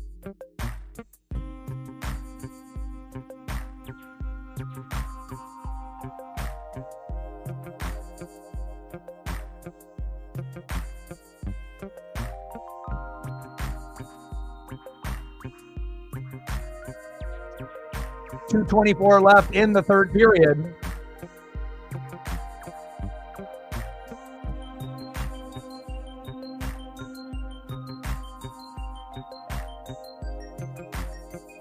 And they put up a graphic again. USA clinches a spot in the championship if they win regulation. So don't know why they would keep putting that up if it wasn't true. But they just put it up again. So I'm not sure if you're watching the broadcast live with the rest of us, but that's what they're showing. Less than 2 minutes to go. Team USA up 2-1 on Team Canada. And the Four Nations face-off that has been very entertaining. McKinnon. Oh, big chuck into the boards.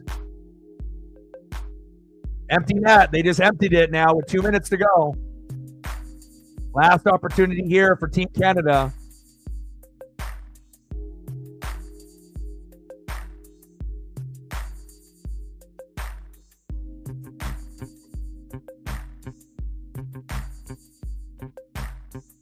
Now they're going a little back and forth here. A little two-man game. Oh, good defense by Team USA.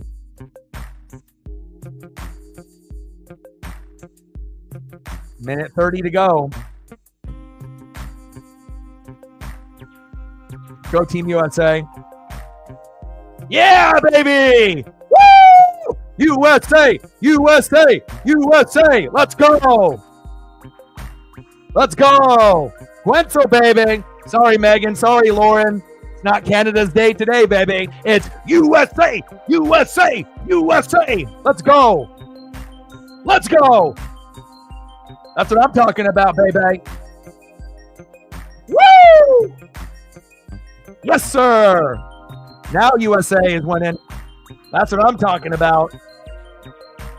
Jake with both goals late.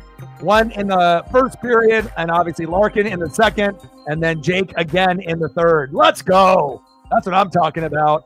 3-1. USA! USA! USA! Hell yeah. Well, USA underdog supposedly against Sweden and Canada. Hey, you know, they can label USA an underdog all they want, but at the end of the day, they are victorious. That's what I'm talking about. Hell yeah.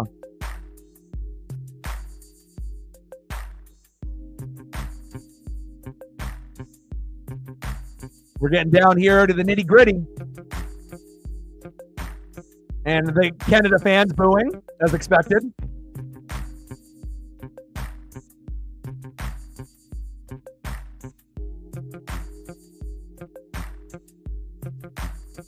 Great performance for Team USA.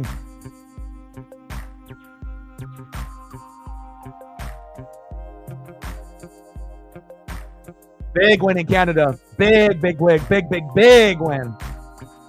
And then the rest of the matchups are going to be in Boston. So I'm hoping we get a Team USA, Team Canada championship.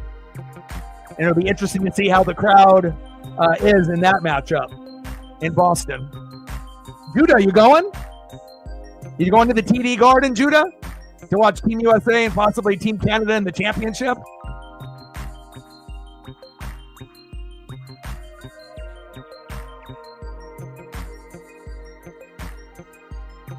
Hell yeah, baby.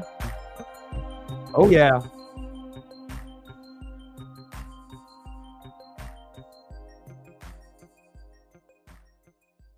Yeah. And that is it.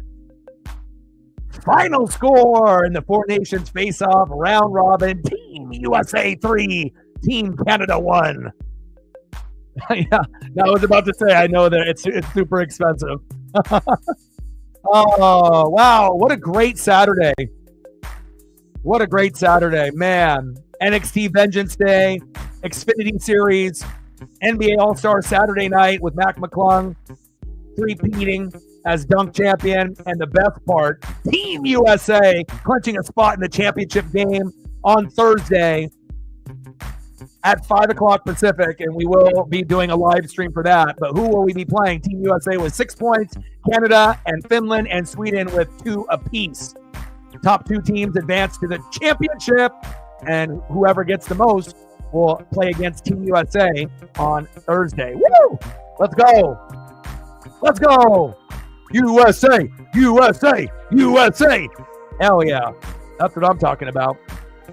Well, Paisley is giving me the look, so I need to eat dinner and take her on a long walk. Tomorrow, Daytona 500, 10:30 a.m., and then obviously in the evening at 5 p.m. Pacific, the NBA All-Star Game. So I'll more than likely do both as long as I have some type of energy. Love you guys, and I appreciate you guys very, very much. Thank you for hanging out with your boy. And final score, Team USA 3, Team Canada 1. Hope you guys had a fun time. Shout out to all the people that liked, donated, commented, and shared. You guys are the best. And again, 10:30 a.m. tomorrow for the Daytona 500. And I got one question for you. Who you know talks sports like us? Your boy Ryan, Northwest Sports Fanatics. Team USA victorious, and I am out. Okay.